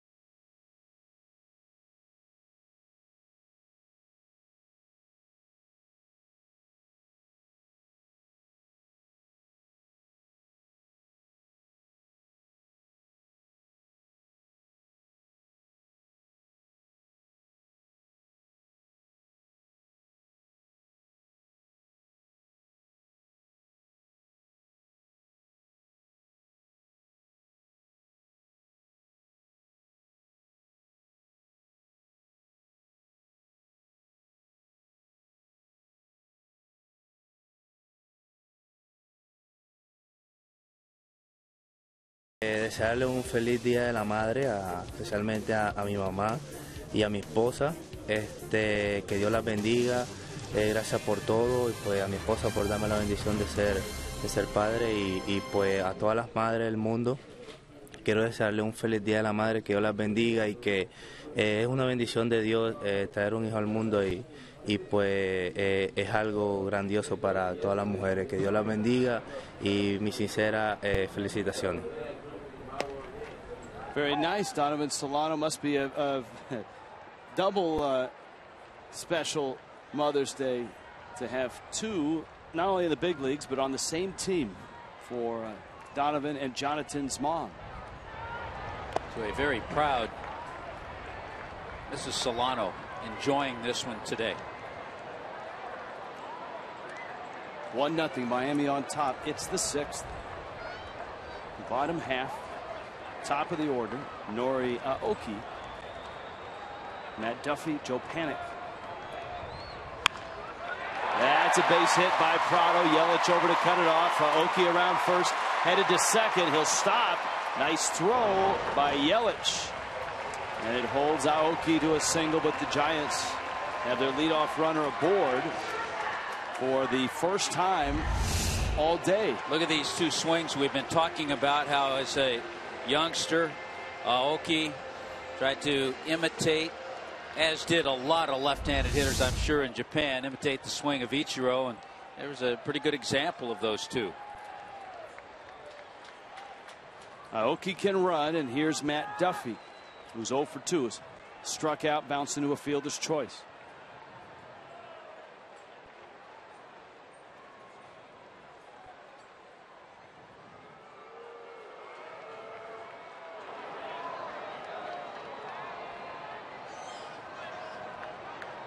81 pitches for Latos. See Aoki's stolen base numbers. He bluffs, and it's fouled off. Giants also have a guy up there in Duffy who has pretty good bat control. You saw even with that swing, his approach, he was trying to shoot one through that hole on the right side.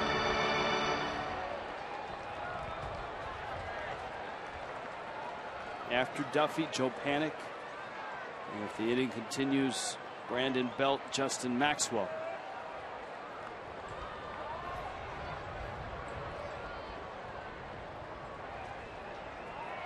.82 pitches for Matt Latos.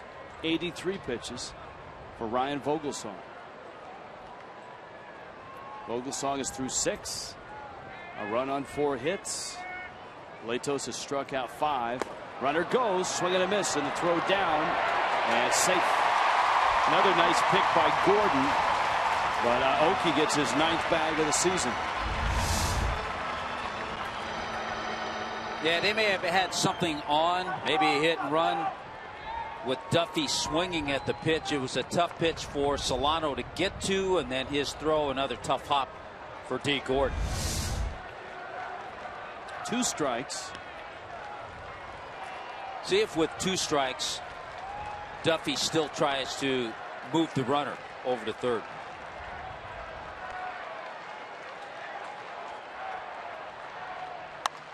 Yeah, he does. Shoots it foul.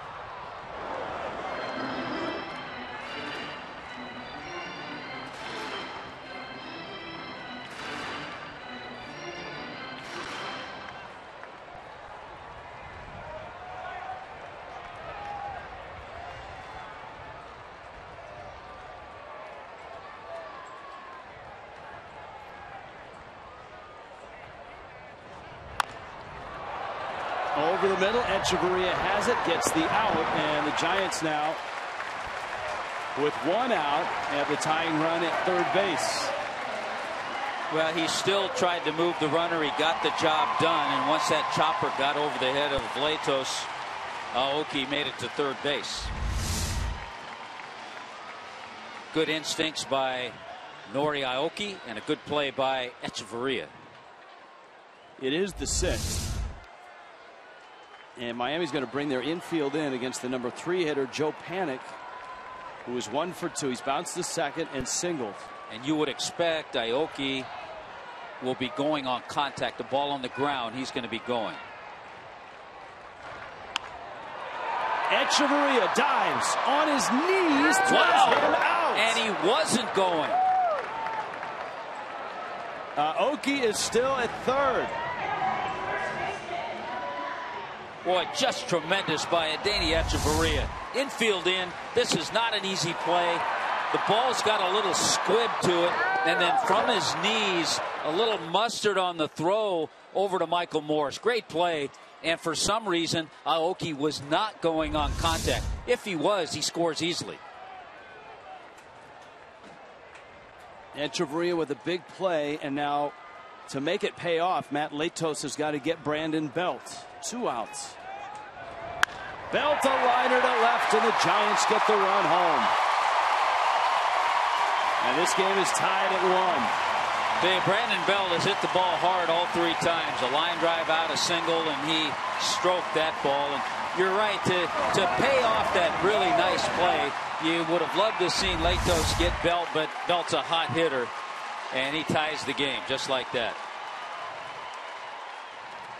With 2 more hits for Belt on the day. He has 8 hits in this series. Now Maxwell.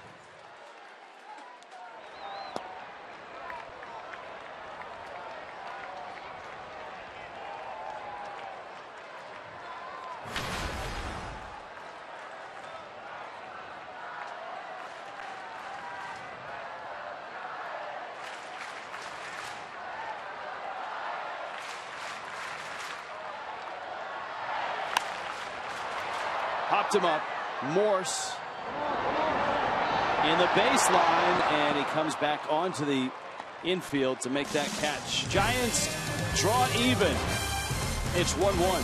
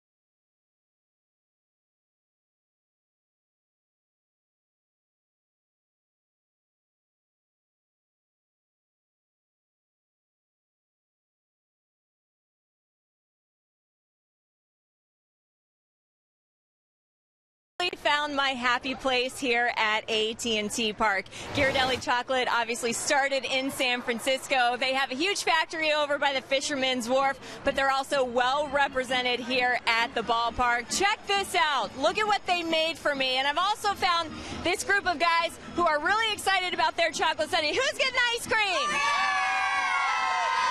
And hey, I promise as soon as I'm done with this, I'm going to do my best to bring you guys some chocolate. All right, we'll see you in a little bit. I'm up for chocolate. I don't know about you, Hud. That would help me with my happy place. Marlins trying to find a happy place here, and this has been certainly for the Fish over the last 3+ seasons. Christian Yelich, Michael Morse, and Denny Echeverria against Ryan Vogelsong. Yelich singled, stole a bag, and scored Miami's only run on the Morse double back in the 4th inning.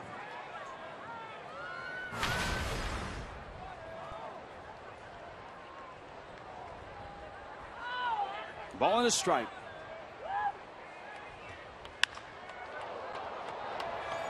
Neither bullpen has even thought about milling about or stretching.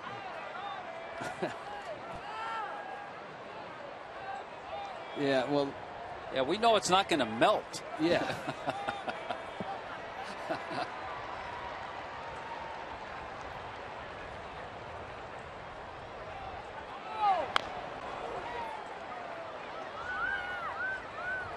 One and two. Latos has given up 6 hits. Vogelsong 4. There has not been a walk in this ballgame.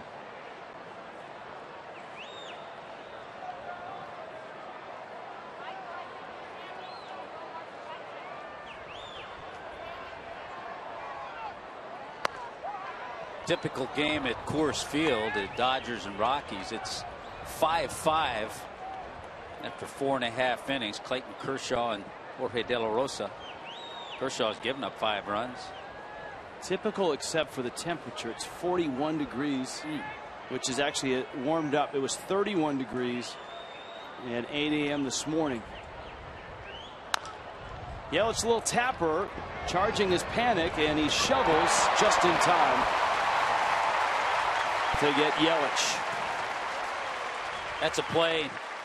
When you come in on that ball as a second baseman, you know you're probably not going to have time to reach in, pick it, and flip it. You've got to shovel it out of the glove. And Panic made a nice play, did a nice job.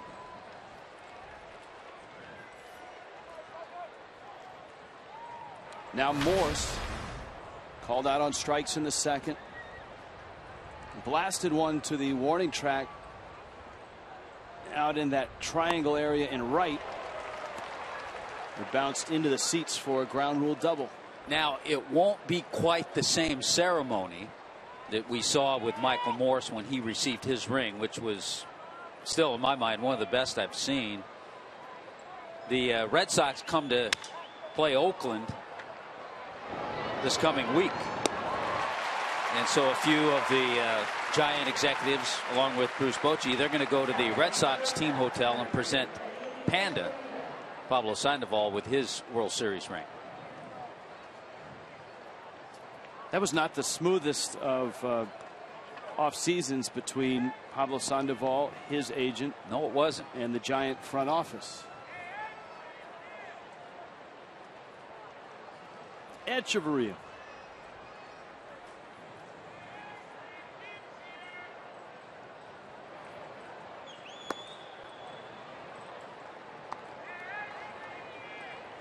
Echeverria came into this ball game hitting at .319. He's 0 for 2, and his road average .419. So he's had success on the road throughout the first about a month and 3 or 4 days into the 2015 season.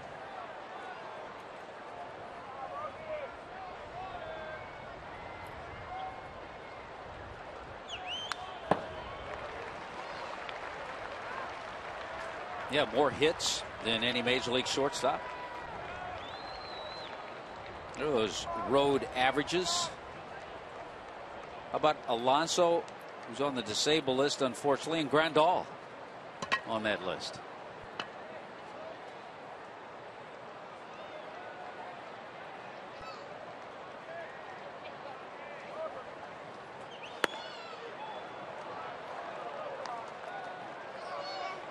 Both ball clubs, should they choose to late in this game, have some pretty substantial bats to use as either pinch hitters or late game replacements.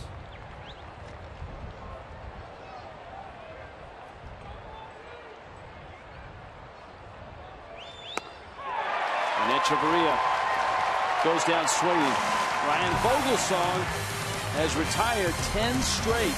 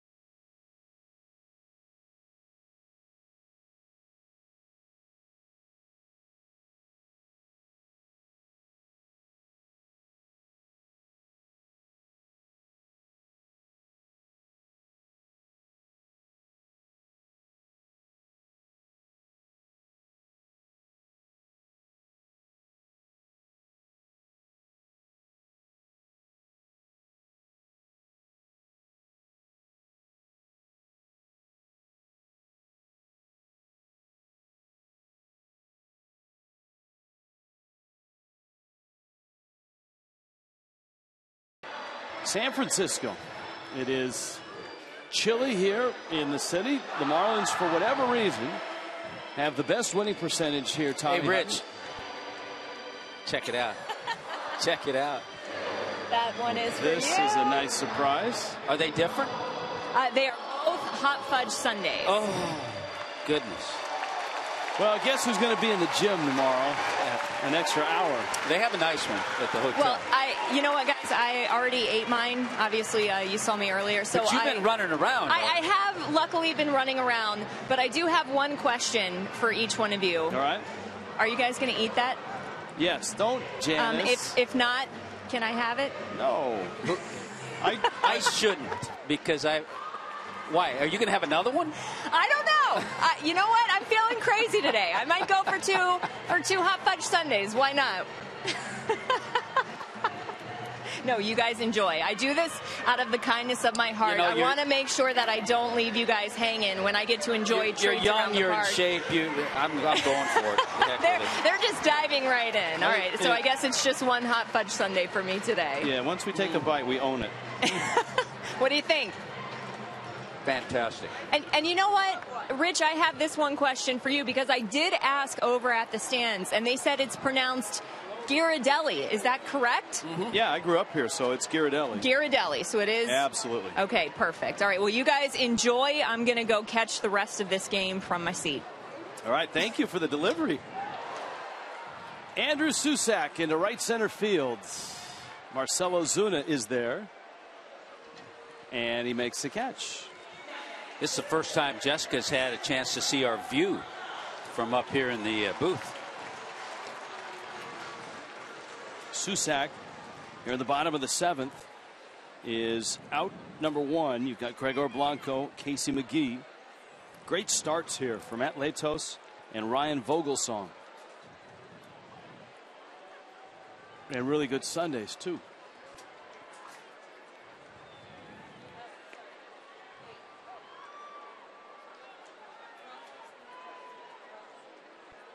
0-1 to Blanco. So low-scoring affair. That's been a theme for the Giants, not only in this series, but also this season. Oh, we've mentioned it. The most runs the Giants have scored in any game this year is 6.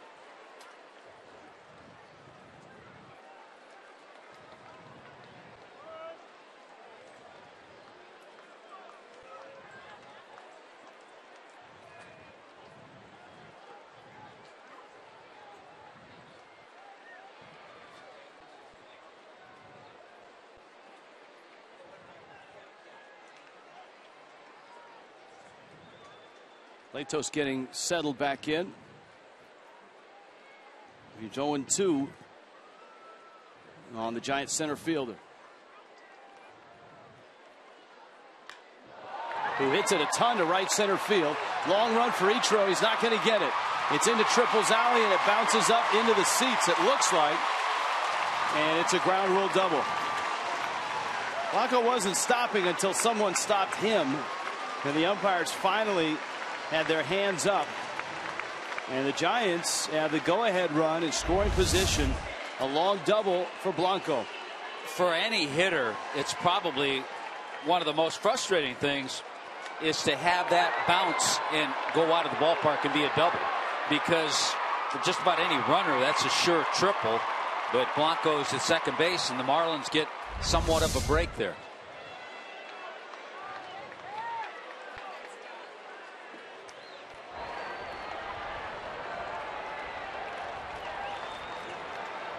Here now is McGee. Miami's bullpen is up. Bouncer out to second. And with 2 outs now, Ryan Vogelsong's spot comes up.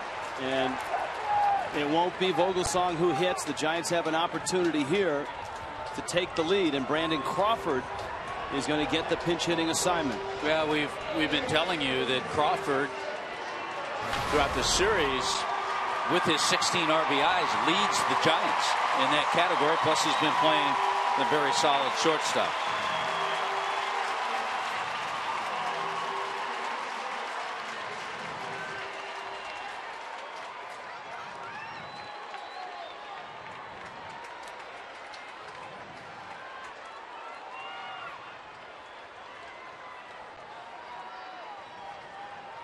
You see Crawford's matchup numbers.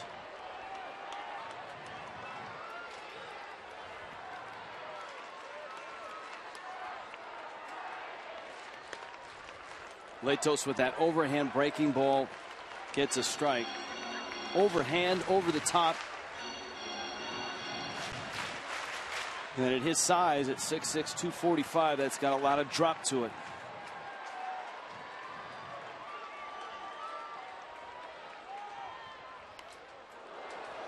So you got Sergio Romo in San Francisco's bullpen. Looks like he will come in to pitch for the Giants. Mike Dunn is ready if the Marlins need him in this inning.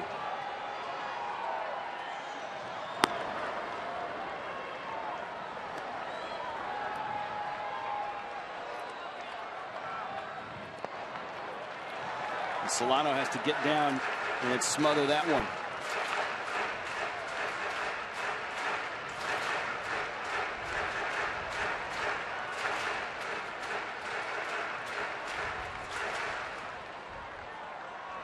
.90 feet away is Gregor Blanco.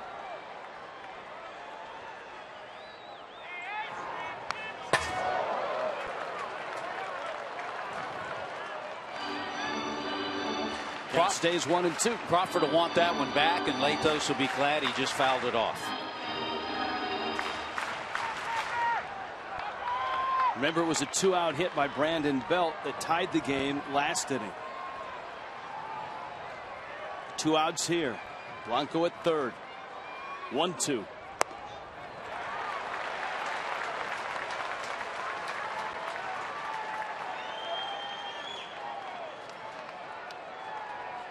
Pitch number 100 is coming.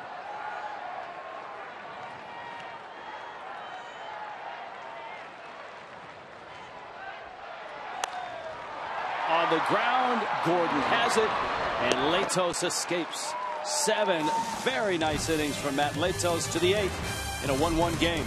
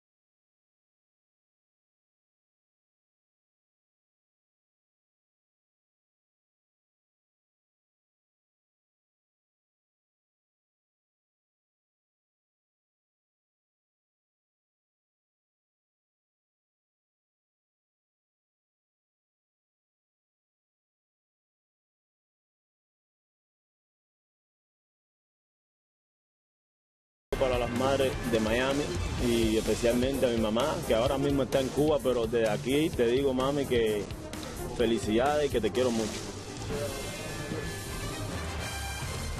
Hey, happy Mother's Day to everybody. It's the 8th inning here in San Francisco on this Mother's Day. Sergio Romo. So the Giants bullpen arrives first. Miami's probably not that far behind. Matt Latos' spot is due up second here in the 8th. Jonathan Solano, and it looks like Justin Bour. And then top of the order, D. Gordon against Sergio Romo, whom the Marlins saw last night. He has a big sweeping slider. His slider is not the sharp, tight, short-breaking slider. It's a sweeper, more of a slurve than a slider, but extremely effective. 7 innings from Vogelsong, just like Latos. Both gave up just a run. And amazingly, neither walked a hitter. Vogelsong struck out 5. Latos struck out 5. The Giants have 7 hits in the game. Miami has managed 4 off of Vogelsong. Now facing Romo in the 8th.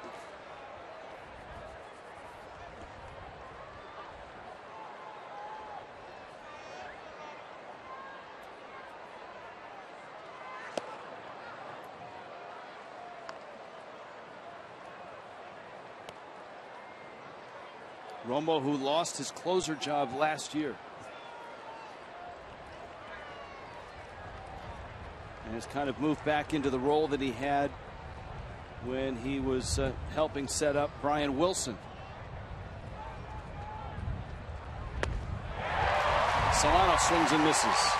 But then 2 years ago, 43 saves for Romo.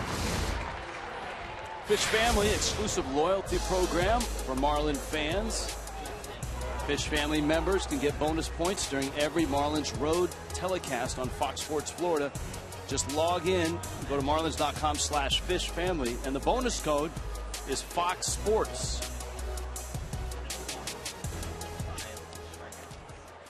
The bonus code was going to be Ghirardelli, but that's a little complicated, so we went with Fox Sports. Now Bour takes down low. If there's a guy on the Marlins roster who can find McCovey Cove, it's Justin Bour, who finds it during batting practice with regularity.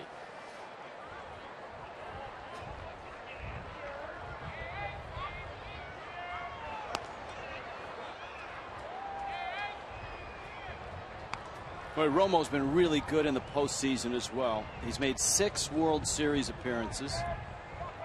Has not given up a run in 6 innings.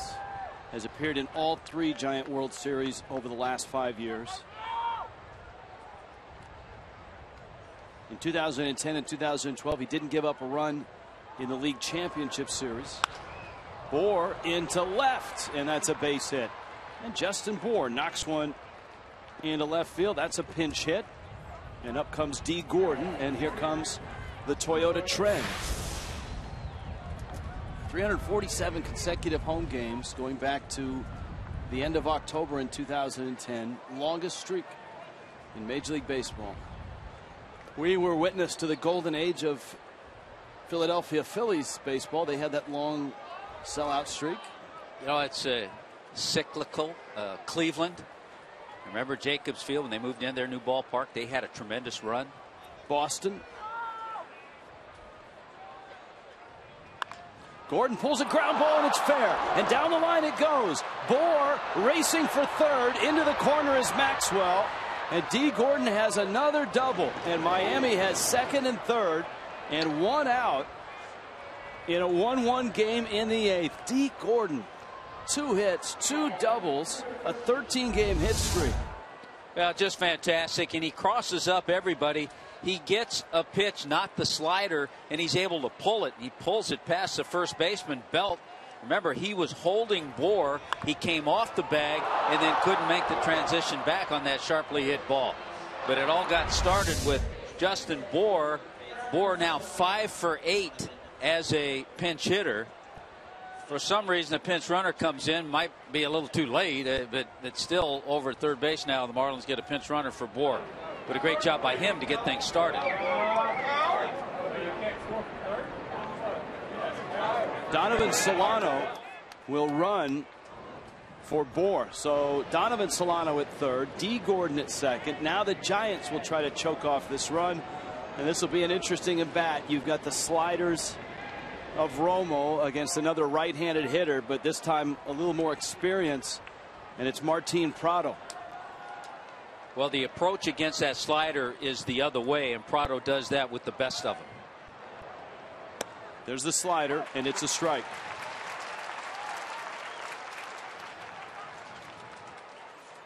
Well, not really. Wow, if he gets that call, you know, you can slyly say to the umpire, if you're going to give him that, I might as well just head back to the dugout.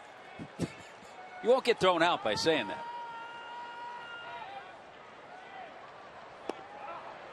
That one's out.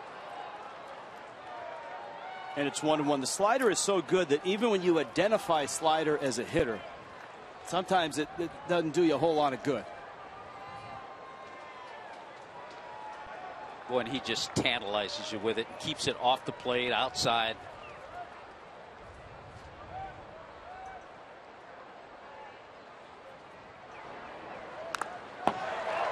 And there it is. Prado just got the end of the bat on it, especially in a spot like this where you've got a hitter. And as a hitter, Hud, I would expect your first instinct is be aggressive. That pitch was out.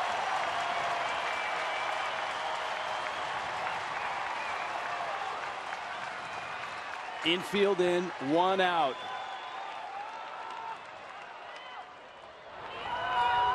Fastball, got him. Well, you knew he had that fastball, and he hadn't shown it yet to Prado. And it's not an overpowering one, but after all the sliders, he gets it by Martin Prado. But you see, he never threw a ball that was on the plate. He got that one call, and you saw by his reaction how he felt about getting that strikeout. He knew the importance of that out. So if the Marlins are going to cash in on this, Ichiro steps in. Donovan Solano at third, D. Gordon at second. The infield relaxes except McGee, who's on the grass at third.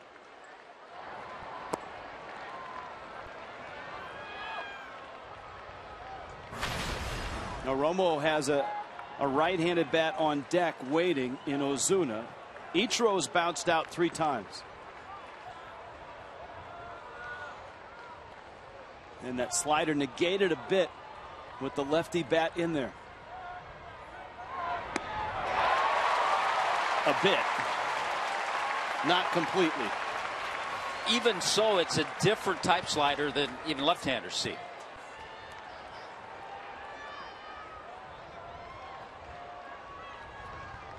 Romo got himself into this mess.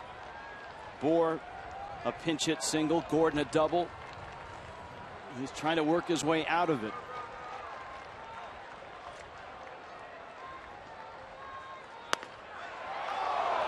It's out and it's 2-1.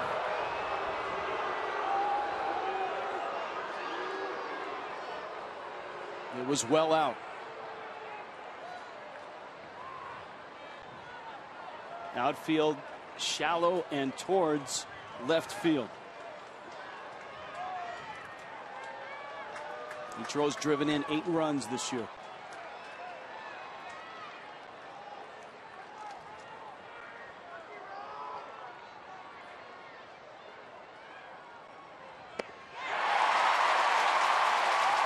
Two and two.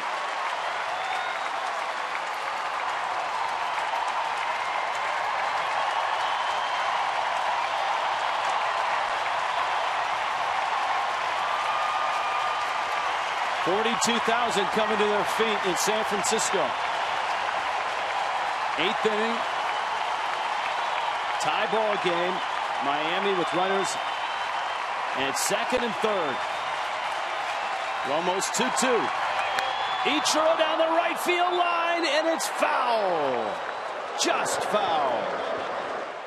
Boy, he zeroed in on one of those sliders. It wasn't as sharp as some of the previous ones and hit it hard, but just foul.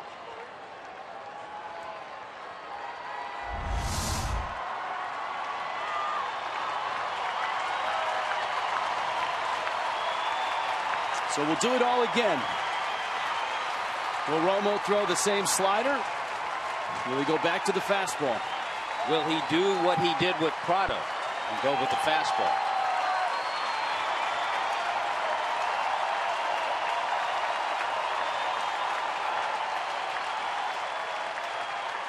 Two. Fastball gets away. Solano coming home. He is in there. And Miami leads it 2-1. Good move. It was maybe a little late, but a good move to get Solano in to pinch run for Bohr. Even though he'd gotten to third, Solano scores. Bohr probably wouldn't have.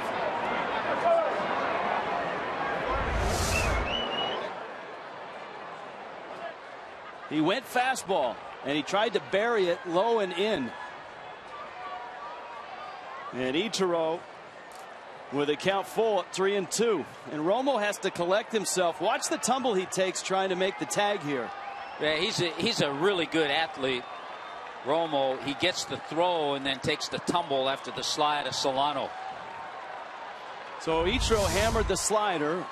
Romo missed with the fastball. What'll it be? 3-2. Gordon's at third.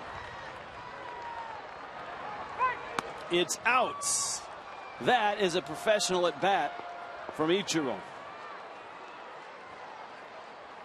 This should be fun. You've got Ozuna against the sliders, and as you noted, Tommy, this is a slider that's unlike any other in baseball. Yeah, it's not an easy matchup. That wild pitch really quieted the 41,000 Giant fans that are here. You would think Ozuna's going to get a steady diet of these.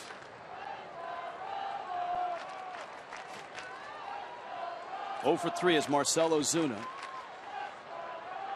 Ichiro's at first. Gordon's at third.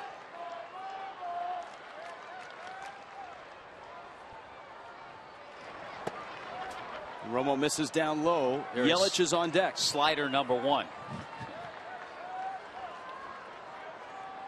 So he has seen him.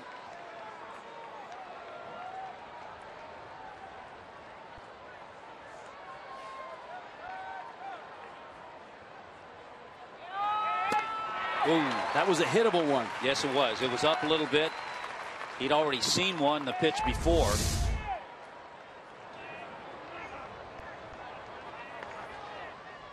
The old frisbee slider. Giants are getting Jeremy Affeldt loose in the bullpen in a hurry. That's probably for Yelich, who's on deck. Ichiro runs. The pitch is taken for a strike, and it's a stolen base. But Ozuna's behind in the count, 1-2.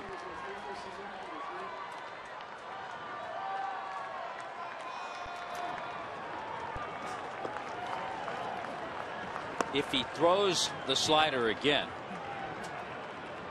he'll make sure he keeps it off the plate. Contos, the right-hander, has joined Affeldt. Here's the 1-2. There's the slider, and Ozuna holds up. The young aggressive hitter against the guy that has made a very nice living at exploiting hitters' aggression. A run is across, and Miami has a 2-1 lead here in the 8th.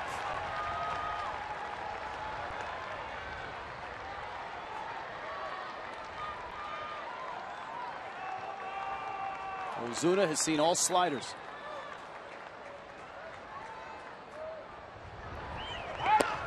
And that one's out. Boy, that's really good patience so far on Marcell Ozuna's part. Should he expect anything but a slider? You want to say yes, but remember the fastball, and I'm sure he remembers seeing it thrown to Prado. The last fastball he threw went to the screen, and the Marlins got a run on it. 3-2 coming. Slider, end of the bat, dribbles down the line, hits the bag, and Belt gets it and gets the out. But the Marlins reclaim the lead on a wild pitch. It's 2-1.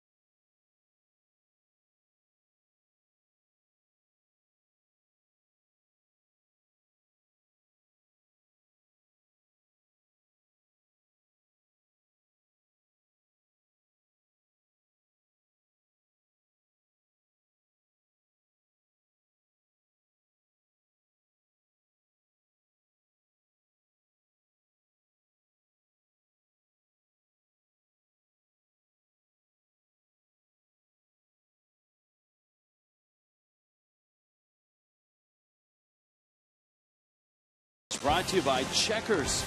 Get Checkers authentic Philly cheesesteak. Try the new meatball sub. Pick yours.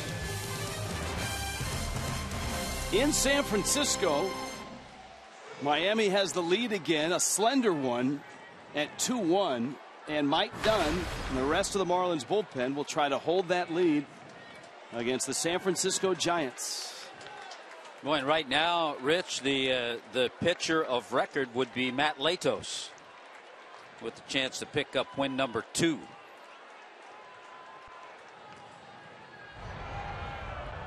Mike Dunn's first pitch, Nori Aoki fouls it back to the screen. Aoki, Matt Duffy, and Joe Panik. And as we talked about, there are some potent bats, especially on the Giants side, that are getting the day off, who certainly can be called upon in these late innings if need be. Buster Posey probably being the headliner among that group. Yeah, they have Angel Pagan, certainly. Of course, on the other side, the Marlins with Giancarlo. Giants have already used Brandon Crawford as a pinch hitter. A.J. Ramos getting ready in Miami's bullpen.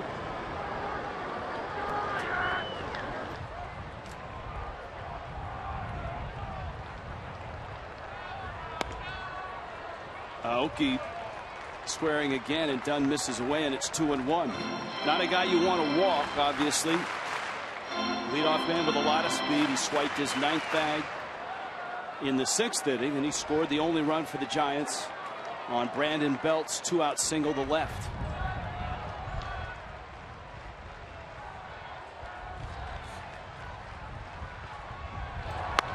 And that's a strike from Dunn. Yeah, Aoki came into the game 3 for his last 24, but he's 2 for 3 in this one.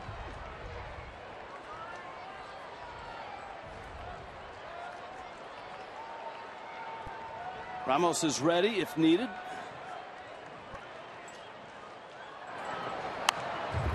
But for Mike Redmond, Dunn's the guy. You look at this part of the lineup.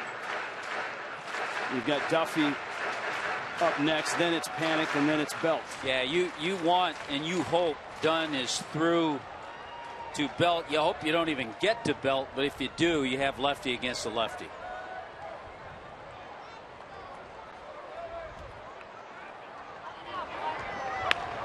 Slow ground ball. Prado to his left, quickly across the diamond in time to get the out. First out, bottom 8. Game summary, 2-1 Marlins. Well, a big blast for the Marlins came in the 4th inning off the bat of former Giant Michael Morse, driving home Christian Yelich, who had singled and stolen a base. And then the Giants, one of the hottest hitters certainly in this series, Brandon Belt, with a base hit. He drove in a run, and then the Marlins take the lead on the wild pitch uncorked by Sergio Romo. Exciting ball game. Hang in there. It's 2-1. H.H. Gregg, high def highlights in a ball game where there aren't a whole lot of highlights, but certainly a lot of drama in front of yet another sellout here in San Francisco, where Miami has been the very best opponent that the Giants have faced here, with the top winning percentage since 2010. Jeremy Affeldt is in the bullpen, and this has been a very nice home field advantage for the Giants ever since they opened the doors here, all the way back in 2000. This is the 16th year of baseball here. Bouncer out Gordon's way, and just like that, there are 2 outs. 2 outs. Here comes Joe Panic. You can follow the Marlins all season long with MLB.com @bat, #1 app for live baseball. Up to the moment highlights, live look-ins, replay reviews, StatCast. Go to MLB.com @bat for your smartphone or tablets and your viewing pleasure. Well, we've talked about it before. If the Marlins can hang on and win this game, they will have won 15 out of the last 19 games here in this ballpark. Joe Panic right now with 2 outs and nobody on. Brandon Belt on deck. Done last night as the Marlins bullpen had to bring it home after David Phelps went 6. Dunn was up, but the Marlins, especially once they stretched the lead to 6-2, A.J. Ramos and Brian Morris combined for 3 innings. And you can really see the importance of that starter going at least 6, maybe 7, and how it allows any manager, in this case Mike Redmond, and also Bochy today, because both Vogelsong and Latos, but how it allows them to set up their bullpen more the way they like it. Not only set up the bullpen, but also rest the bullpen and give guys a day off or 2. Good live fastball from Dunn. 96 miles an hour. There's no question Mike Dunn always has that live fastball. When he's able to command his slider the way he has today, He's especially effective.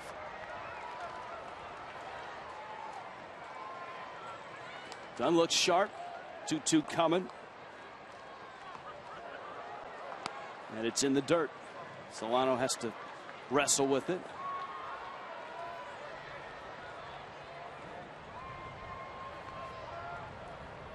Dodgers and Rockies 5-5.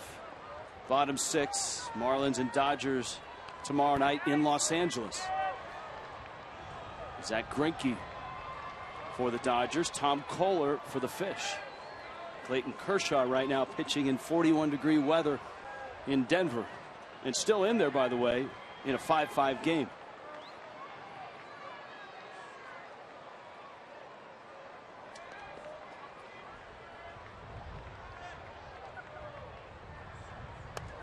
Breaking ball almost got him. Boy, after all the really good pitches, the last 2 pitches, for whatever reason, just weren't there for Mike Dunn. He missed badly with the pitch prior and with that one there. And because of that, all of a sudden, the hottest Giant hitter comes to the plate, Brandon Belt.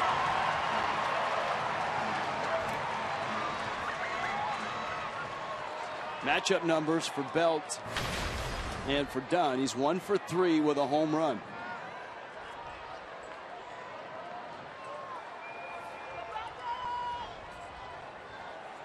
He has been the Giants' hottest hitter in the series, without a doubt. Belt in this one is 2 for 3. Over his last 8 games, he is 14 for 28. So an even 500, 6 doubles, triple. And Belt takes a mighty rip. 0-1. Boy, not fooled at all on that slider.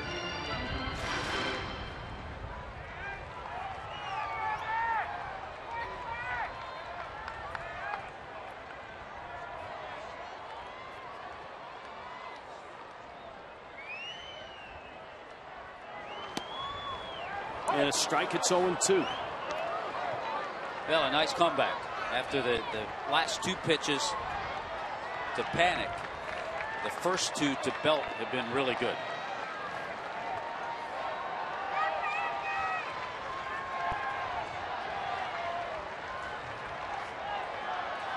Panic's at first.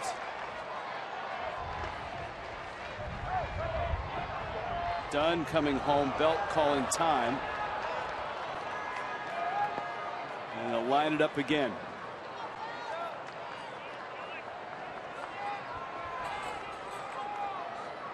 Marlins can get to 500 if they win this ball game. Marlins can go to 4-3 on this trip if they win this game.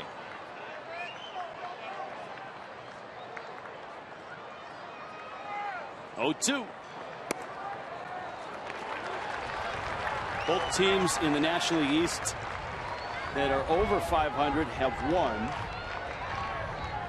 The Mets 7-4 over the Phillies in Philly.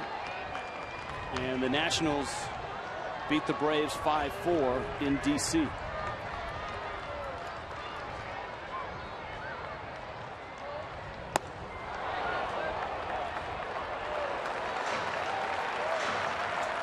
Count 2-2 now.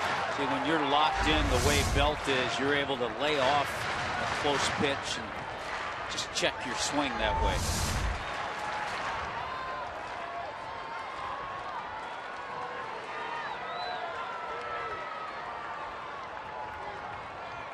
Count 2-2.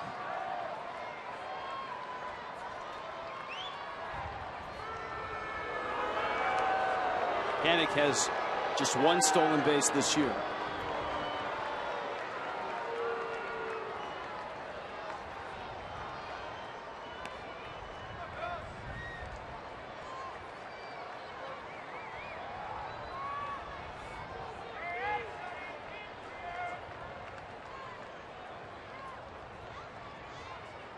Dunn's 2-2.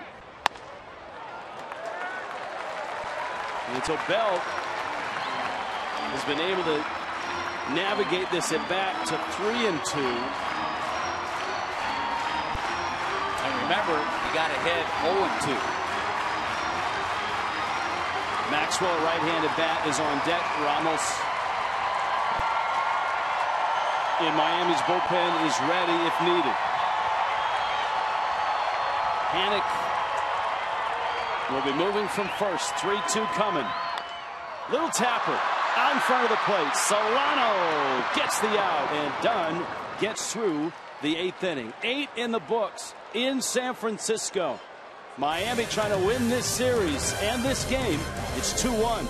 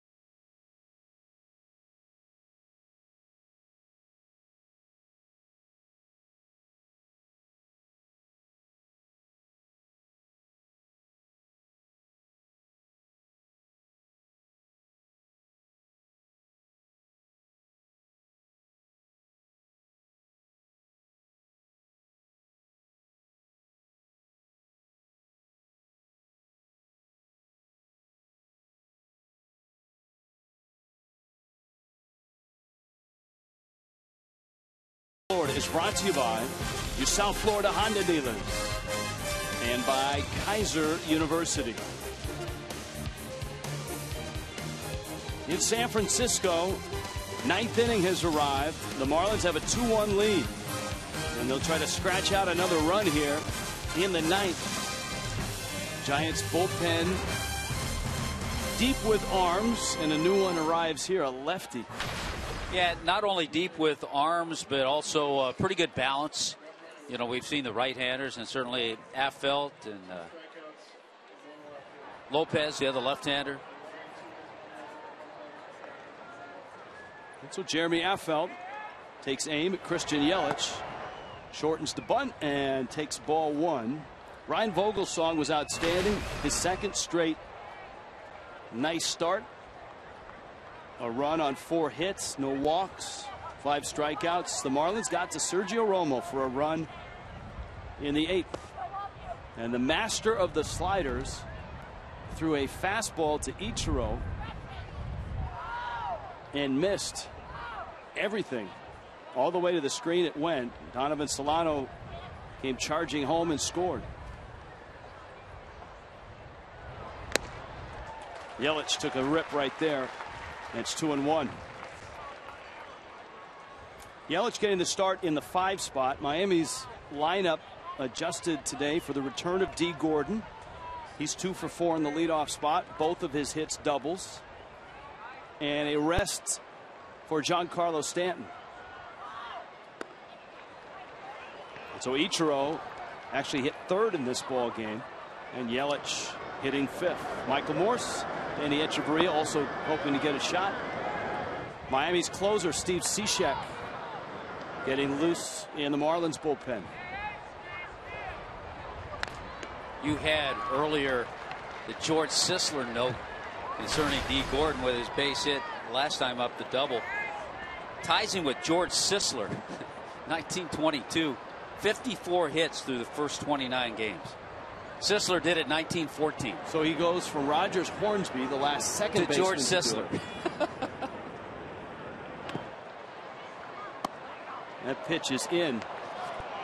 And the other one was for second baseman. Yeah, for second baseman. This is all time. All time, and overall. And the guy, he just, up until this game, the guy he had equaled was Rod Carew.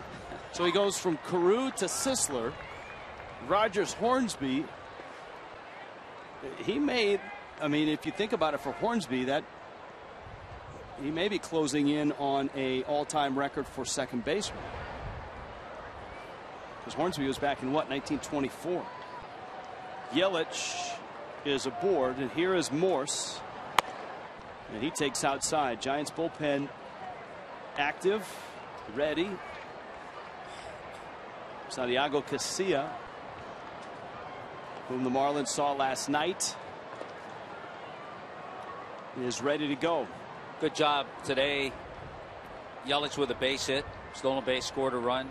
Good AB against a tough left-hander, and Affeldt to draw the walk. Yeah, that'll give him a little confidence, you would expect, going back home to Los Angeles.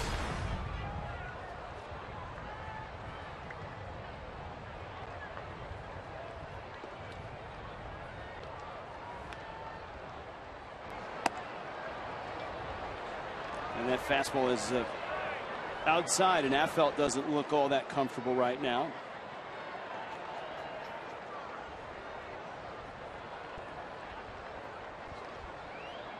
This is a Matt Latos game to win. And we talked about Latos and his history in this ballpark.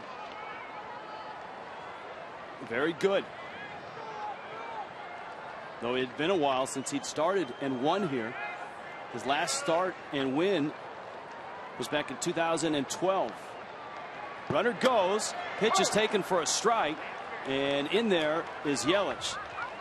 And at the same time that play was happening, there was a baseball that was racing towards the home plate area that was coming down from Steve Cishek, but no one saw it, no one called time, and Yelich swipes the bag. Well, he had just an unbelievable jump off Affeldt and no chance at all for Cishek. A couple of stolen bases today for Christian Yelich as well. Ichiro has a stolen base. Yelich has two, as you pointed out. And now Morse, with nobody out, who has such great power to right center, can kind of channel that and try to move Yelich up. And he does. He lines it to right, coming on, and on a hop, it's off of Maxwell. Yelich around third. They're going to send him. Here comes a throw, and Yelich dives. He missed the plate. Still alive. Now he's out. Morse ends up at second. It was a late send by Brett Butler, and Yelich did not have a clean turn at third.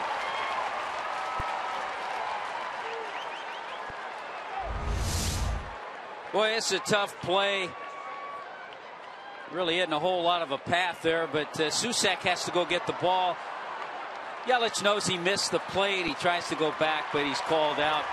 I think in hindsight, Brett Butler would keep him at third because at the time, nobody out. How about this in hindsight? If you're Yelich, do you try to take the catcher out? Good point. 2-1 Miami. West Kendall Toyota called to the bullpen.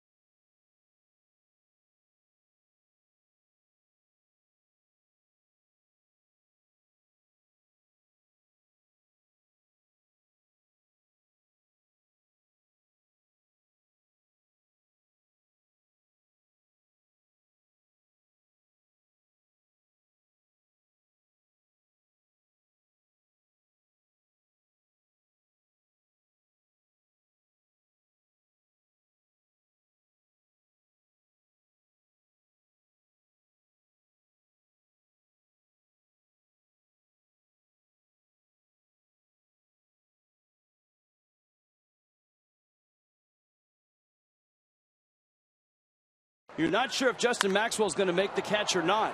So you have to go back, which Yelich does. Then he sees the ball get away from Maxwell. He kind of stutter-stepped when he saw the green light from Brett Butler. And I will say this about Brett Butler for all those second-guessers as people who want to be third base coaches. When he errs on the aggressive side. And you want that to happen. The result is Morse at second with one out. And here's Echeverria, and he lines it out into center field. Blanco makes the catch, and there are 2 outs.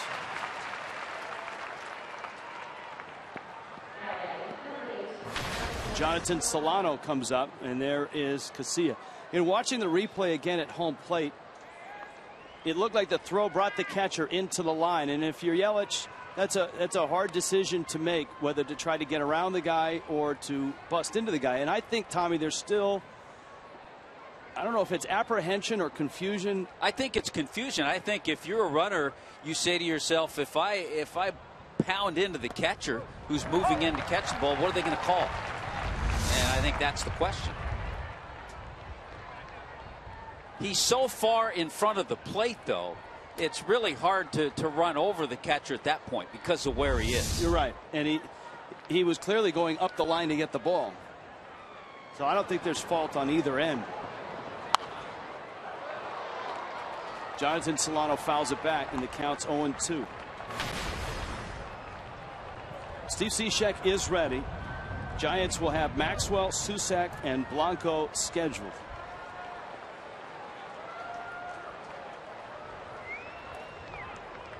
Nice day by Michael Morse. A couple of more hits.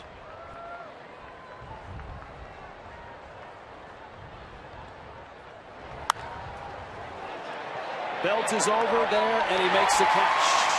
Miami comes up empty in the ninth, but leads it by a run, and Steve Cishek will try to shut the door on the Giants in San Francisco in the ninth.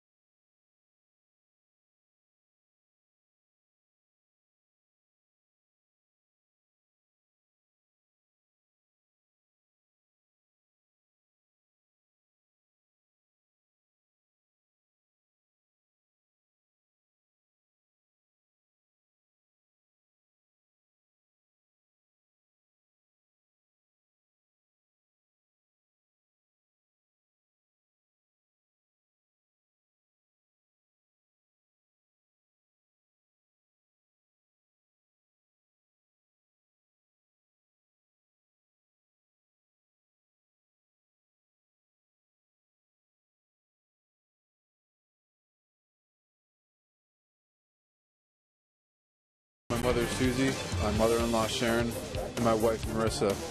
Your first Mother's Day. Love you guys, and just thank you for everything that you do.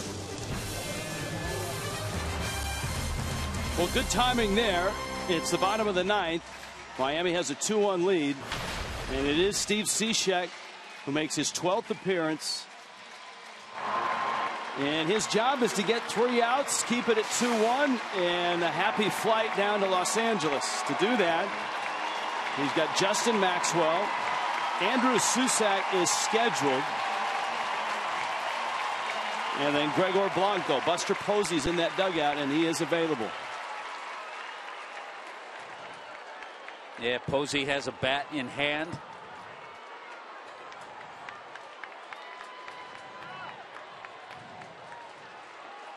Cishek did not pitch last night in Miami's win. He did pitch on Friday night. Came in, got some work, tightened up, and looked good. They gave up that leadoff double to Aoki, and I was talking to him about the adrenaline and getting it going, and he really tries in that kind of game, as 6-0 was the score, to prepare himself and just focus on being a safe situation, even though it's not. And I think that double really kicked him right. It kicked him in, yeah. There's a slider, no swing. And they count 1-2. He doesn't need that here in a 2-1 game. No. Maxwell, who's had a nice series up until today. He's 0 for 3. A couple pop outs and a strikeout. And a slider there.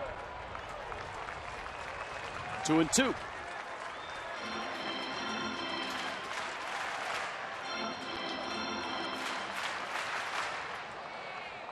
Most of the 42,000 are still in their seats.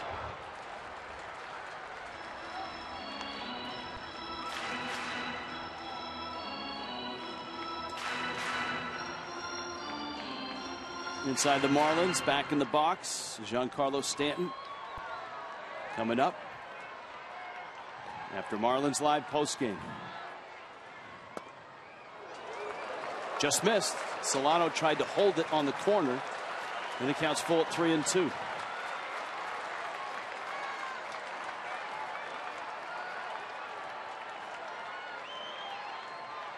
Three-two coming. Good fastball, 91 miles an hour with movement. I tell you why Jonathan Solano does a nice job back there. You don't notice him. He just does his job handling his pitchers, calling the game. Got him on a 3-2. Fastball from Cishek. A strikeout to open up the ninth. Yeah, that's a good start and a good fastball. Look at that, right around the knees, maybe a little lower. Had some movement to it. And a guy with a big swing, that's a good pitch to get him. So good pitch by Steve Cishek.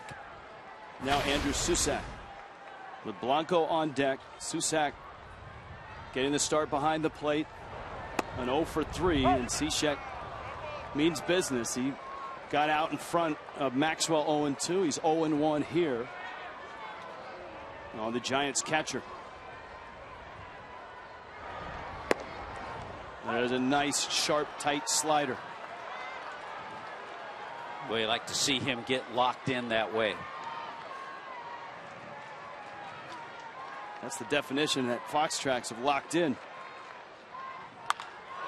Got it up, and it's into right field, the base hit. Ichiro has it, and San Francisco has some life here in the bottom of the ninth. Here comes Blanco. Giants will pinch run for Susac. Joaquin Arias. Boy, just not where he wanted the 0-2 pitch. It was a fastball. If he missed with it, he wanted to get it off the plate. But he left it out there for Susac to have a pretty good rip at. Arias has been a reserve for the Giants for some time, known for his glove and some speed, a little bit of pinch hitting. Buster Posey is on deck. So it's Cishek against Blanco. Arias at first. Tough guy to double up. And Blanco has a couple of hits today.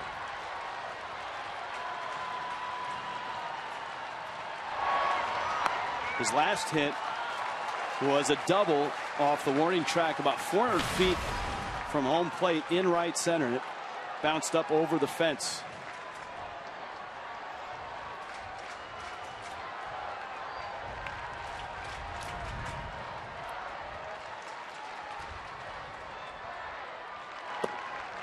Breaking ball didn't come far enough. And it's 2-0. Always has hit the Marlins. Wow, look at that. We talked about that earlier. Whether an Atlanta Brave or a San Francisco Giant. And Cishek now goes 3-0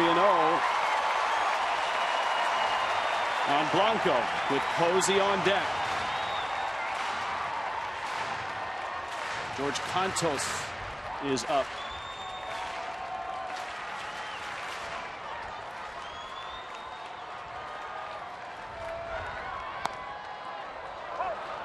A strike. 3-1. That's the one thing about Bruce Bochy. He has let the gates open in his bullpen with Romo, Affelt, and Casilla.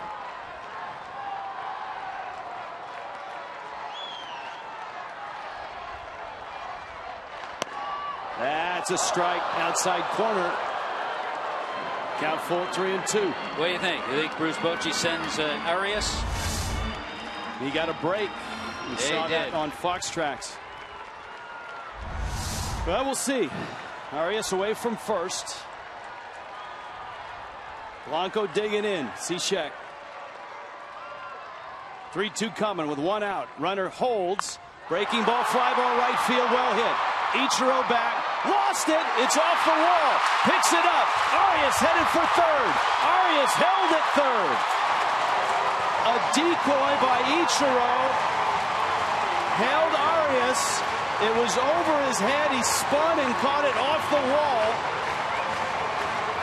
And the Giants have the tying run at third and the winning run at second. Well, Ichiro fooled a lot of people, and one of the guys he was trying to fool was Arias, the pinch runner.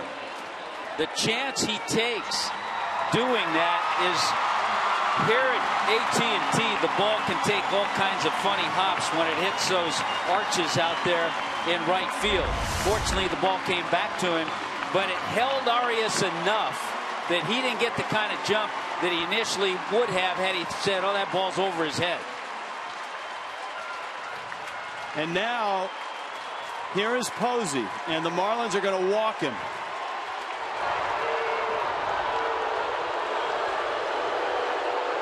This will load the bases. It'll set up a possible double play.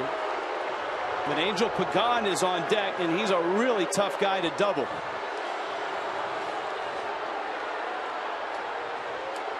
Yeah, Posey pinch hitting for Casey McGee in this spot.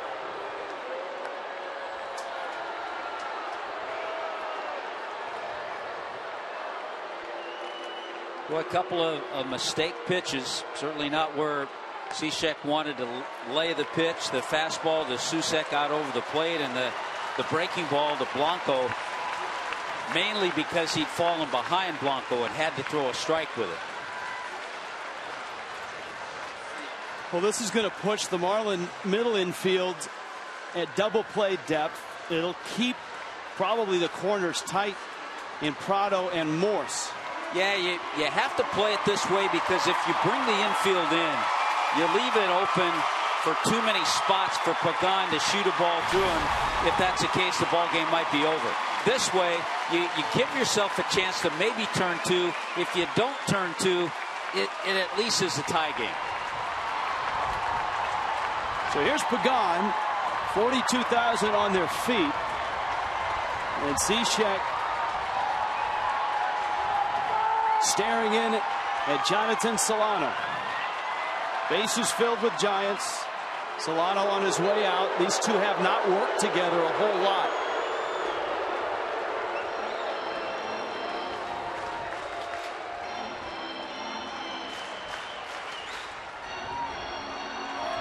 The Giants, 5 wins in their last at bat. And of their 15 wins this year, the Giants have 8 of those as one-run wins.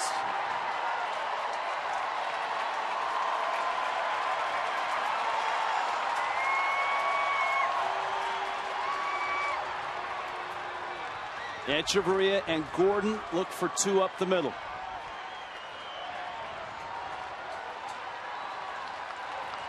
Pagan ready.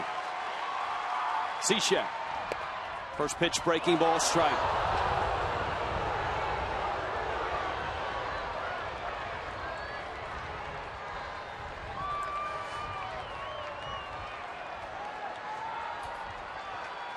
Oh, 0-1. Morse is right on the grass at first. Prado about even at third. And that's a strike. Little extra on that slider, and it came back and caught the corner. Boy, those 2 sliders, both of them really good. Found the back door with that second one. Let's see what 0-2 brings.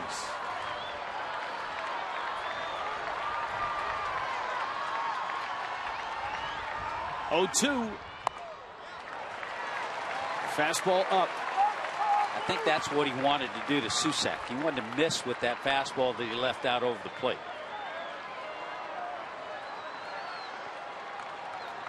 A 1-run lead in peril here, bottom 9. 1-2. Angel Pagan. Bags loaded.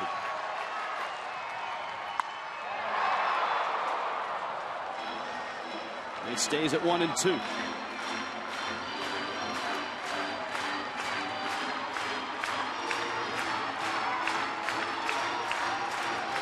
Joaquin Arias at third base.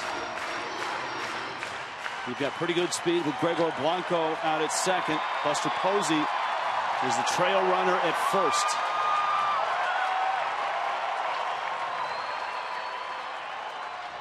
One-two coming. Got him! Struck him out. Fastball that rode out. And it looked like Pagan was thinking breaking ball. He was thinking something in. He may have been thinking that slider coming in. That fastball tailed away. And a good pitch to get a tough out. And Angel Pagan. One more to go and another tough out in Nori Aoki.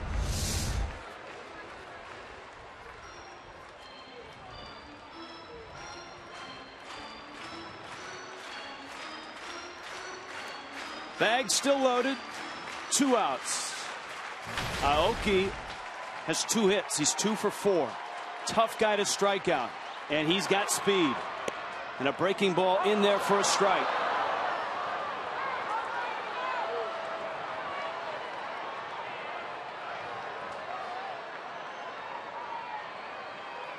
If Steve Cishek gets this save, Ichiro will have a big hand in it. 0-1. Ball and a strike.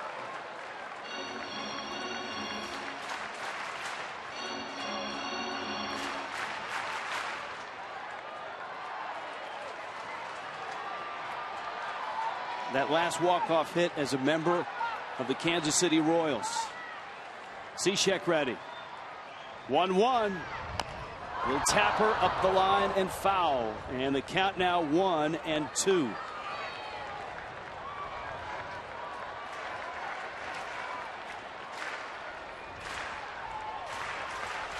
Bases filled with Giants. 2 outs. A ball and 2 strikes. And a 1-run lead in the bottom of the 9th in San Francisco. Cishek 1-2. And it's out. That's the pitch he got Pagan to chase.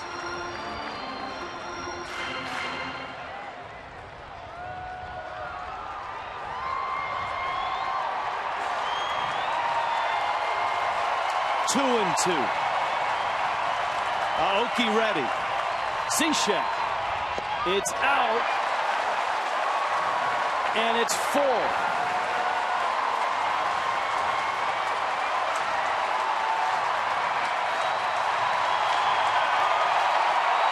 Already on their feet, proud in a frenzy.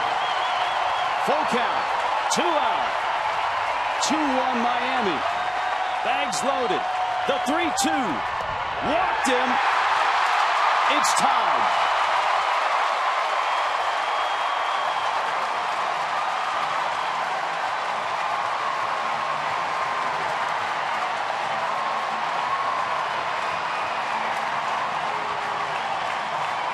Chuck Hernandez on his way out to the mound for Miami.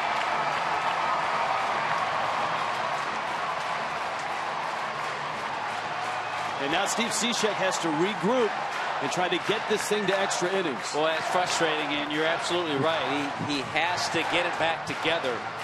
Nobody warming up in the bullpen. Matt Duffy is the hitter. He's 0 for 4.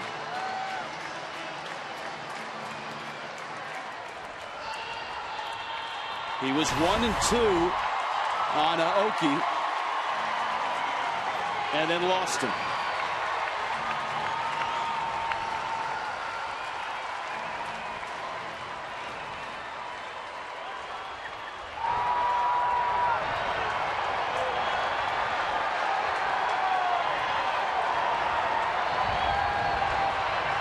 Infield back. Cishek misses.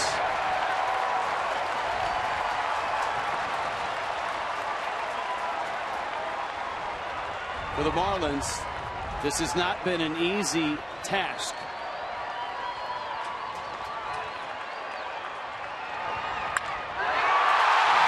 And it's over. The Giants win it. Matt Duffy, a walk-off single to left.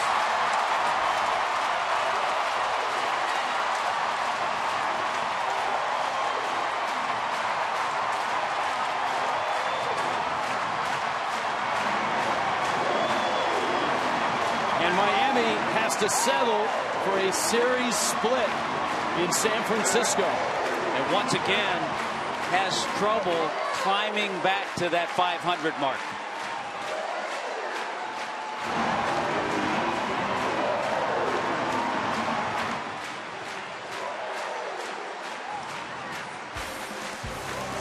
A fastball, and Duffy turned on it, and the Giants win it. Marlins Live is next.